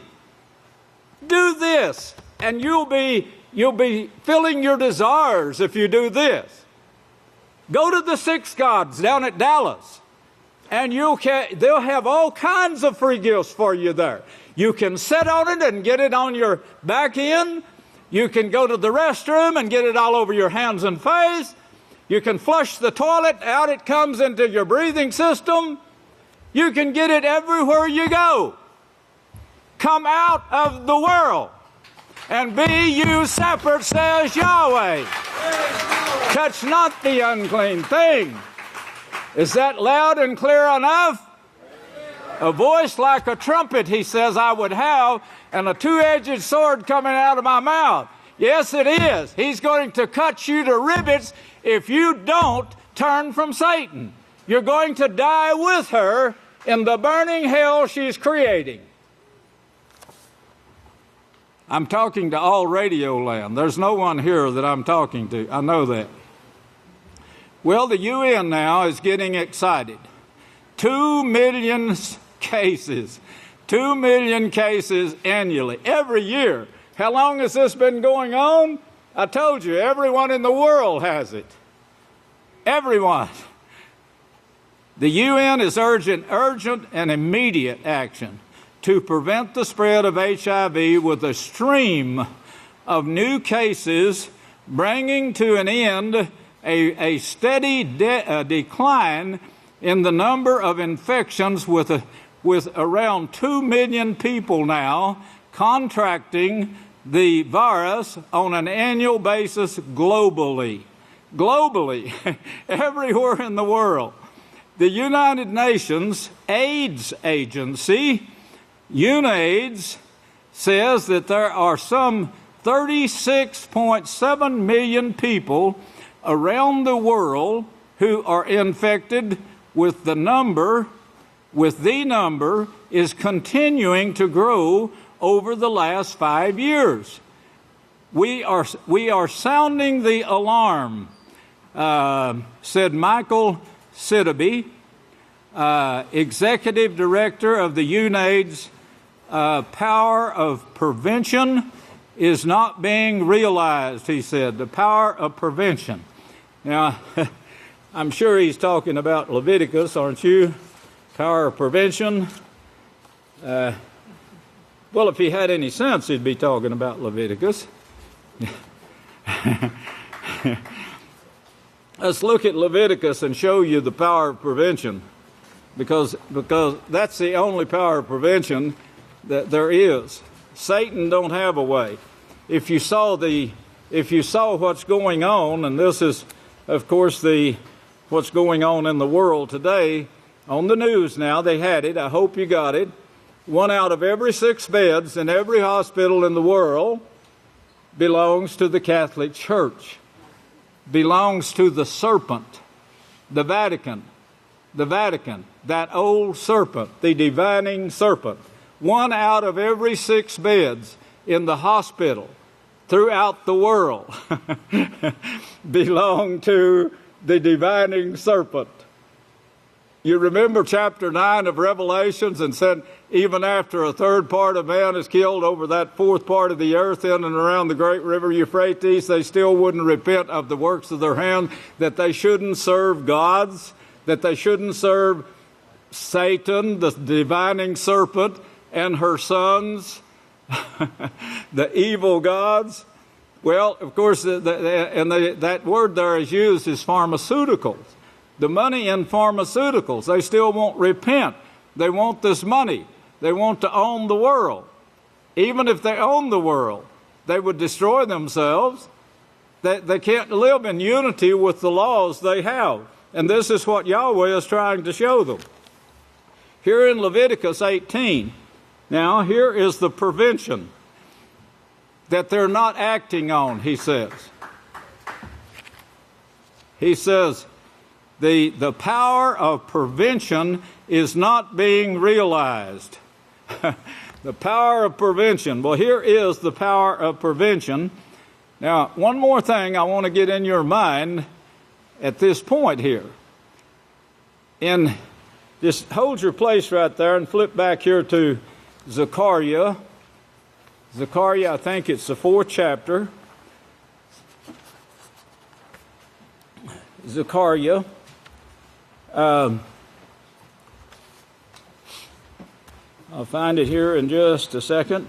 It's the 5th chapter, and it's verse 9. Now you see two houses of Yahweh here. They're called, in the beginning of verse 4, the lampstands, the same thing that Revelations 11 calls them. The two lampstands, the two olive trees, and then they're called olive branches in verse 12. Because one of them is a branch that branches out from this tree and builds the house of Yahweh, or establishes the house of Yahweh. Establishes the house of Yahweh, then he and Yahshua work together, as Yahweh said. Build the house of Yahweh, and then he and Yahshua, the last part of 13, counsel of peace will be between them both. That's the branch that establishes the house of Yahweh in this generation, and Yahshua, who says, I'll build my house and the gates of hell will not prevail against it, meaning they'll make war with the Lamb, but the Lamb will overcome them. They won't overcome the house. That's the promises Yahweh gives to you in this generation. That's never been so before. They've always been on trial. Get that? They've always been on trial, and Yahweh allowed Satan to have her way to bring forth proof. But notice in verse 9, the last part of this, the job of you, this house, and the job of the other house was the standard of perfection, to extol the standard of perfection. Extol. That's to raise up, to glorify, to magnify, to extol the standard of perfection, which is the house of Yahweh, the laws of Yahweh, separating the ways of the world from the ways of Yahweh. That's what I'm doing right now.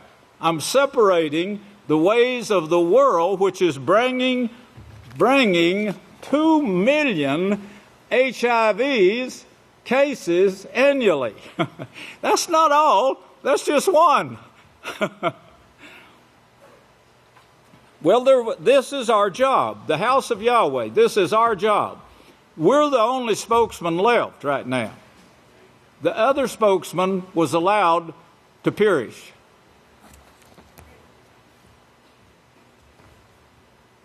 Now, back to 18, Leviticus 18. Keep that in mind now. That's the jobs of these two women. And before the first house was taken away, and Yahweh said, Satan probably said, oh, yeah, you have two houses. They can just teach you anything they want. Well, one was taken away. And now the youngest Okie takes over, builds a house, establishes the house, and just exactly where Yahweh said it would be established. Everything is just exactly according to prophecy. So we can't say that we weren't told, right? And Satan too. She would like that. If you go back down to the 18, Leviticus 18, moreover you shall, verse 20, moreover, read verse 20, this is defiling yourself. If you do this, if you defile yourself in this manner, after being told not to. Well, of course, this is what a priest is being trained for. This is what we're training the priest. The priest is the voice that the whole universe is going to hear behind them. The priests that are being trained. He may be working in the field. He may be chopping cotton or picking corn or grinding wheat or whatever the call may be. But he's going to be playing the part of a priest too. And he's going to be teaching on the Sabbaths and the feast days, and maybe a lot in between too. That's what the priests are being trained for. and priestess. They'll be moving people from here to there and getting them set up. Everything is going to be taking place at that time. You shall not give any of your children to pass through this fire to burn in hell. You shall not let any of your children burn in hell. Guide them away from it. Look at verse 22 and read it. Notice this is one of the abominations. The abominations that identify the Catholic Church that sits on 7 hills right now in Rome. 7 hills of Rome. Abomination. They bring forth the abominations of the earth. They brought them forth starting in Egypt. The Coptic Catholics in worship of the god started before that with Cain, and then went to Egypt, built the Coptic Catholic Church grew, came out of there with Moshe, and then, well, we'll go through that later, but clear to Rome. I'll take you clear to Rome, beyond Babylon to Rome. Neither shall you have, this is verse 23, and defile yourselves with this, causing to the brain, notice confusion, you see that word, and perversion. They're saying now that the brain power, that it's diminishing. And they're finding traces of it where whole cities are a big portion in a city. I was just being told that before I came up here. A portion of a city, they don't know what it is. Of course, it's another stumbling in the dark for a door, like a blind man. But it's getting worse, as Yahshua said. You're going to suffer. You're going to see the worst tribulation ever. And people doing things that you wouldn't think a person could do, that could think. But that's it. They can't think clearly. They're confused, as the word says right there. They're defiled. Their minds are confused, so they go into perversion. Do not defile yourselves in any of these ways, for this is how the nations that I am going to drive out, I am going to drive them out. You don't have to. I am going to do this, Yahweh said. And the land is defiled. This is verse 25. 26, you shall therefore keep my statutes. I see there's one more I wanted you to read, verse 22. Verse 22, you really need to read that one. And you need to write beside that in your book of Yahweh, 1 Corinthians 6, 9, and 10. 1 Corinthians 6, 9, and 10. This is a reference to chapter Leviticus 18:22. Now, notice in verse 26 again, commit any of these abominations. Revelation 17, 1 through 5 shows you the Catholic Church that sits on 7 hills is the one that has spread this through the whole earth. For all these abominations have the people of the land done who were before you, and the land is defiled. And this is true of all the nations. Look again, verse 28, it shows you the nations, not just 1 or 2, but all of them. Verse 30, therefore you shall keep my ordinance, commit none of these abominations, and they will prevent you from these plagues. Well, that's what the man says here. He says, the power of prevention is not being realized, or this would not be taking place.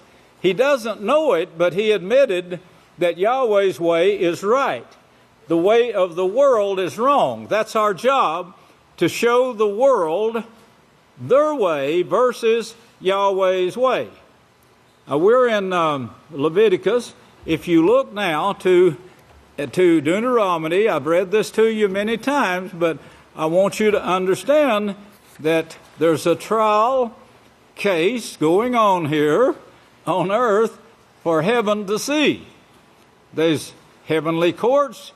Well, this is being played out in front of the heavenly courts and in front of the earthly courts too. And some of them are waking up and saying, we need to practice some prevention here.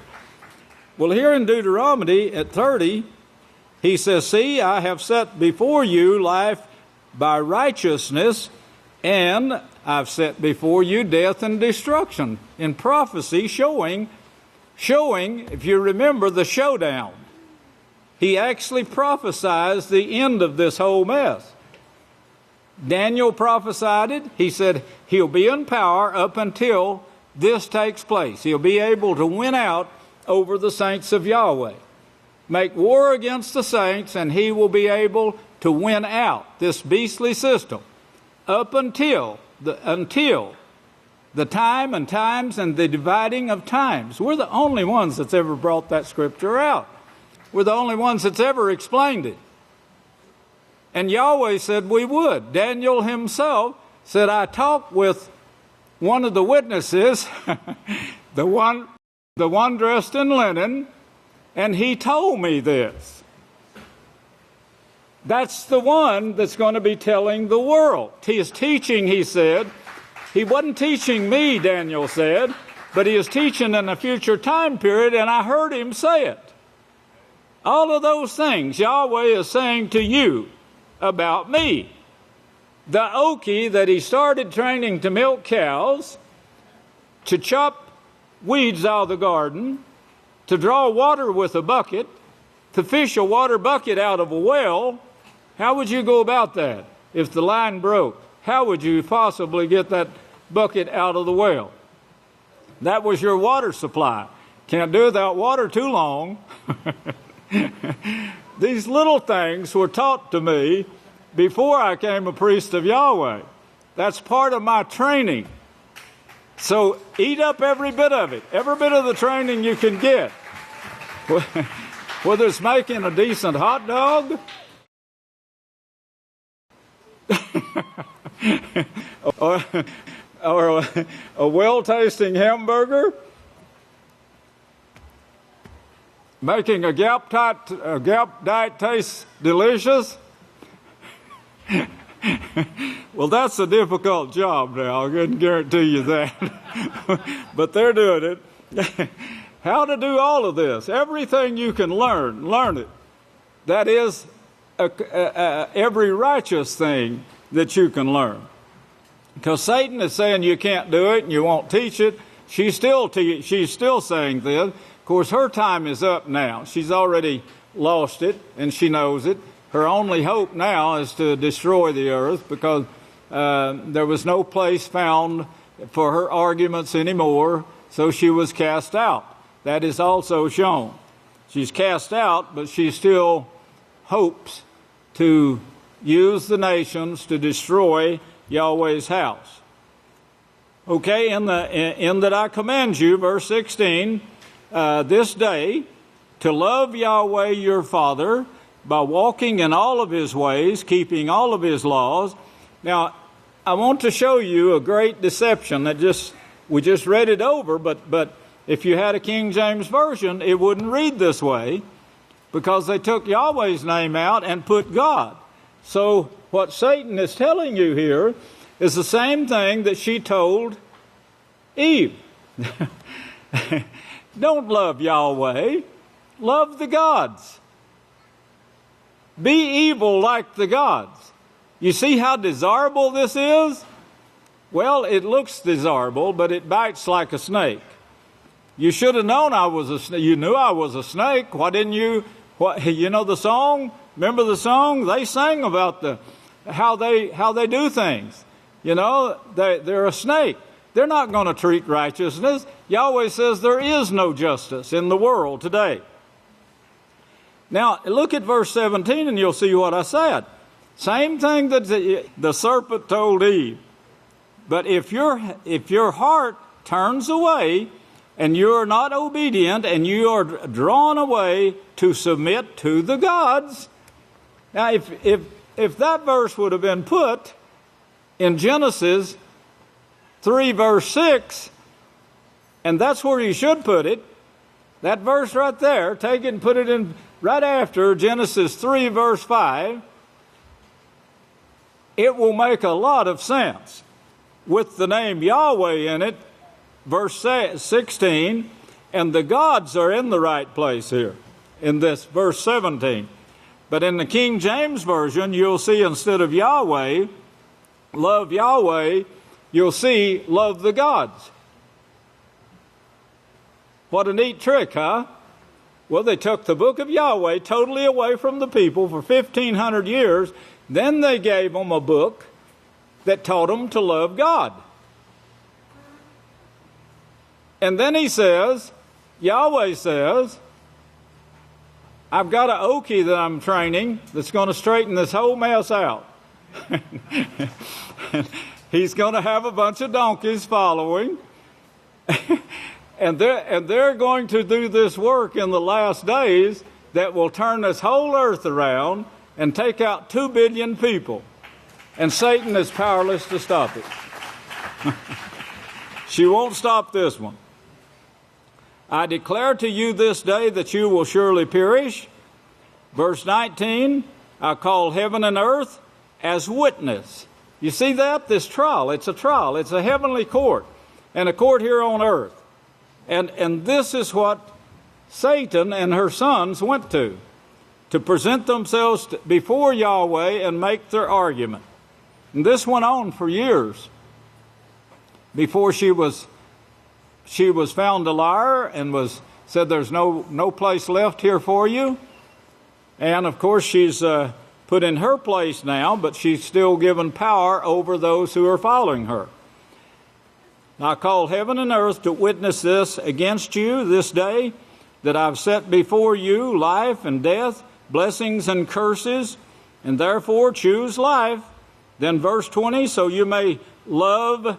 And there again, if you had a King James, you would see Satan is teaching you to love gods, the evil, be evil like the gods, instead of love Yahweh and follow his righteousness.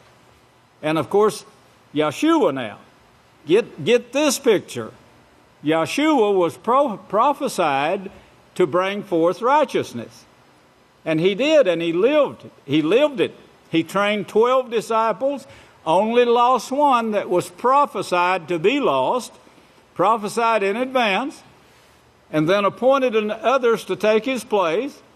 And those donkeys wrote for us donkeys here, and this was brought forth to us in the way of a King James Version, but then Yahweh gave us the knowledge to straighten this out, and then the book of Yahweh comes into effect in 1987 for everyone to see what a mess that they had left, the deception that they had left, deceiving the whole world. Everybody worships God today. All 4,200 religions worship gods. And those who are using the name Yahweh, they're still worshiping gods. They haven't come out of the world. They haven't made their showing at the house of Yahweh. And until they do, they're worshiping the gods. So verse 20, so you may love Yahweh, your Father, by listening to him, that is, to the speaker, whether it's the youngest one in the house of Yahweh or the oldest, listening to him as he speaks from this stage, and obeying him, hold fast to him, for he is your life. There is no life outside of Yahweh. Now, quickly, let's go over to, keep that in mind and everything else we brought here. And let's go over to Revelations, the 9th chapter. The 9th chapter.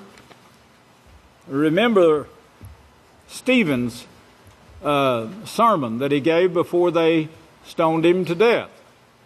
If that were you, you would stand strong like Stephen, right? Right? Praise Yahweh. Okay. He said, if you remember, Stephen says, your fathers have brought this down here to us. today. And he said, and then Stephen, too, repeated the message, I'm going to take you away beyond Babylon. I'm going to give you a hole in the ground there. You're going to think you're safe. Yahshua says they're going to remove every stone from the house of Yahweh. Take the book of Yahweh and all of its fixtures, all the lamp that stands for the last work, they took it too. and got it in Rome. So they can't say that Yahweh cheated in any way. Yahweh said, no, I'll let you do this. And I'm going to bring forth this Oki in the last days. Ha, ha, ha. Laugh that way. And I'm going to train him up. This woman is going to train him up by lamplight, the old-fashioned way, pulling water from a well, getting milk from the cow instead of from HEB, and from the goats, and so forth, raising the crops by hand. Train him in all of these ways, and then he's going to establish the house of Yahweh, and this house of Yahweh then, Yahshua is going to be the high priest over it, and working together with the house of Yahweh, this whole thing will be turned back to righteousness again. You can't beat that plan. Well, here now in chapter 9 of Revelation, now we see here, look at verse 19. He says, their power is in their mouth. Yes, they give orders with their mouth. Their sting follows them. The tail follows the mouth speaking. And their tails were similar to a scorpion's. Yes, they bite. They like a snake. They bite. And had heads. And with them they did hurt the earth.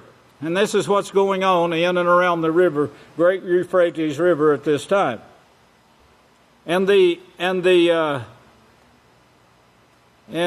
rest of the men, my book of Yahweh is getting old, and today I use it up. And this one, if you could see the marks, maybe I can get it over here. It's pretty well marked up. I think there's two more in this Ark of the Covenant sitting right up here like this, but I'm going to have to change it because the words are getting to where I can't read them.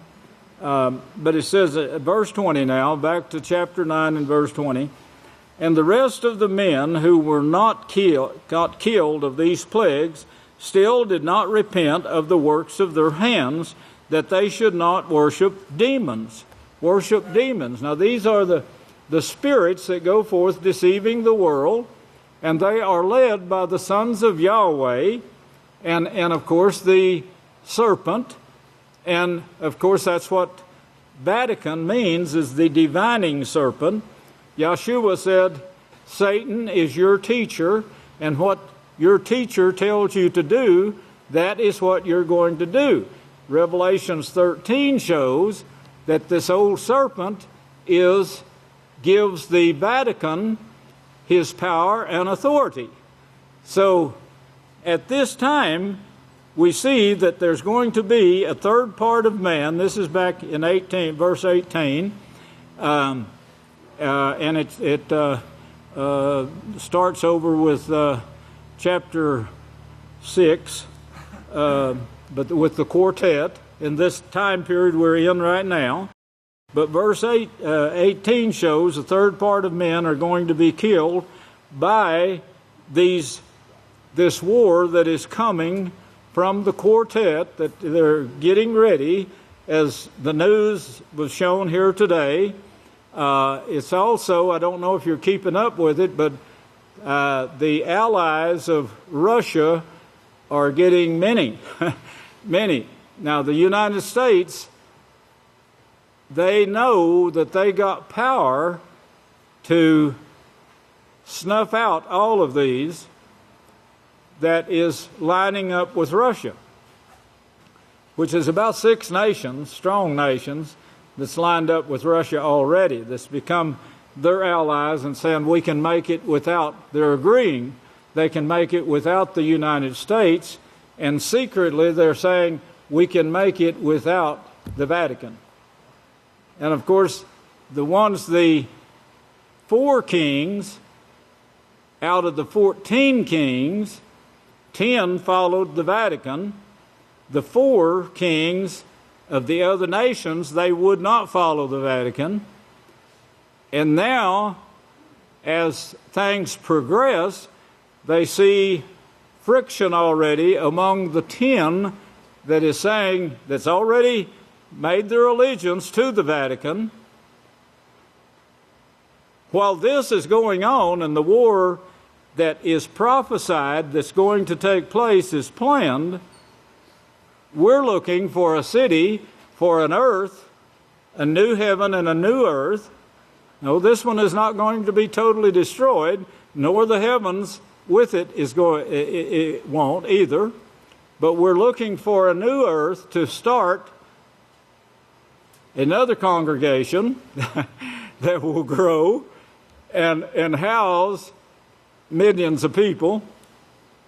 But about 1,000 years later, now, this earth is going to be livable again. Yahweh is going to make it livable because we're going to resurrect the ones who have died that didn't make it, wasn't called. We're going to resurrect them, everyone, all your uncles and aunts and grandpas and everything. We're going to resurrect. And we're going to give them 100 years trial on an earth that we can show what brought it to that. I would say there's going to be a big percentage of them that Satan won't be able to deceive, but she is going to be loosed for 100 years. But that's after the 1,000 years that we're going to be working like, now Yahshua, he's been up there getting ahead of us for 2,000 years, and I'm glad he's getting ahead of us because we need his help, and I guarantee you we need it bad. And are going to need it throughout all eternity. He'll always be ahead of us. But we have a big job to do, a big job, and of course it's never going to end. It's going to go on throughout all eternity because the beings that inhabit those heavens, they're going to be put in our control.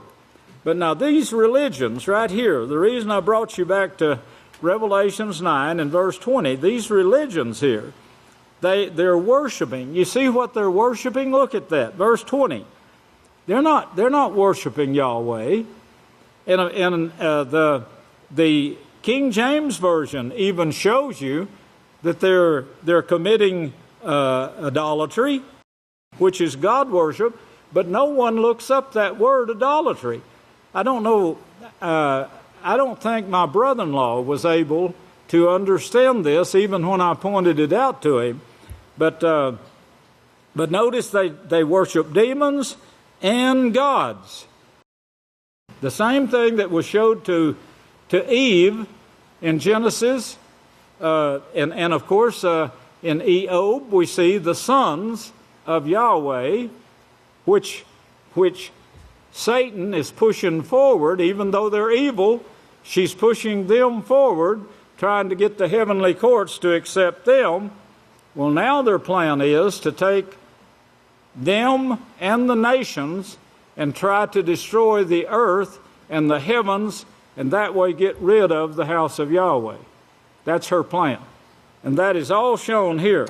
Neither did they repent of their murders, nor their sorceries. After all of this is taken place, which is taking place right now. These wars are going on right now. People are dying by the thousands by these bombs right here that are going off, plus famine and disease epidemics.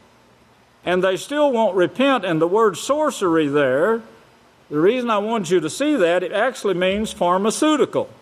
It's number 5331 in Strong's Concordance, and it means pharmaceuticals. Well, every sixth bed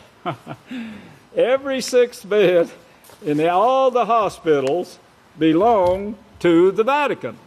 And the Vatican is the leader of the kings of the earth. So you can see why that they're creating diseases. They want to get rid of the honeybees. They know the power in honey, and they know the power in the bees, not as well as you do. One of the lessons that the priests are getting here right now is hands-on beekeeping. It's a very valuable lesson. I got it when I was 9 years old. My dad knew it. How did he know this? My dad was a very smart man. I didn't realize how smart the man was until a few years ago, and I got to thinking all the things that this man has taught me. Dad and mother. I think he was the smartest man on the face of the earth. He knew everything.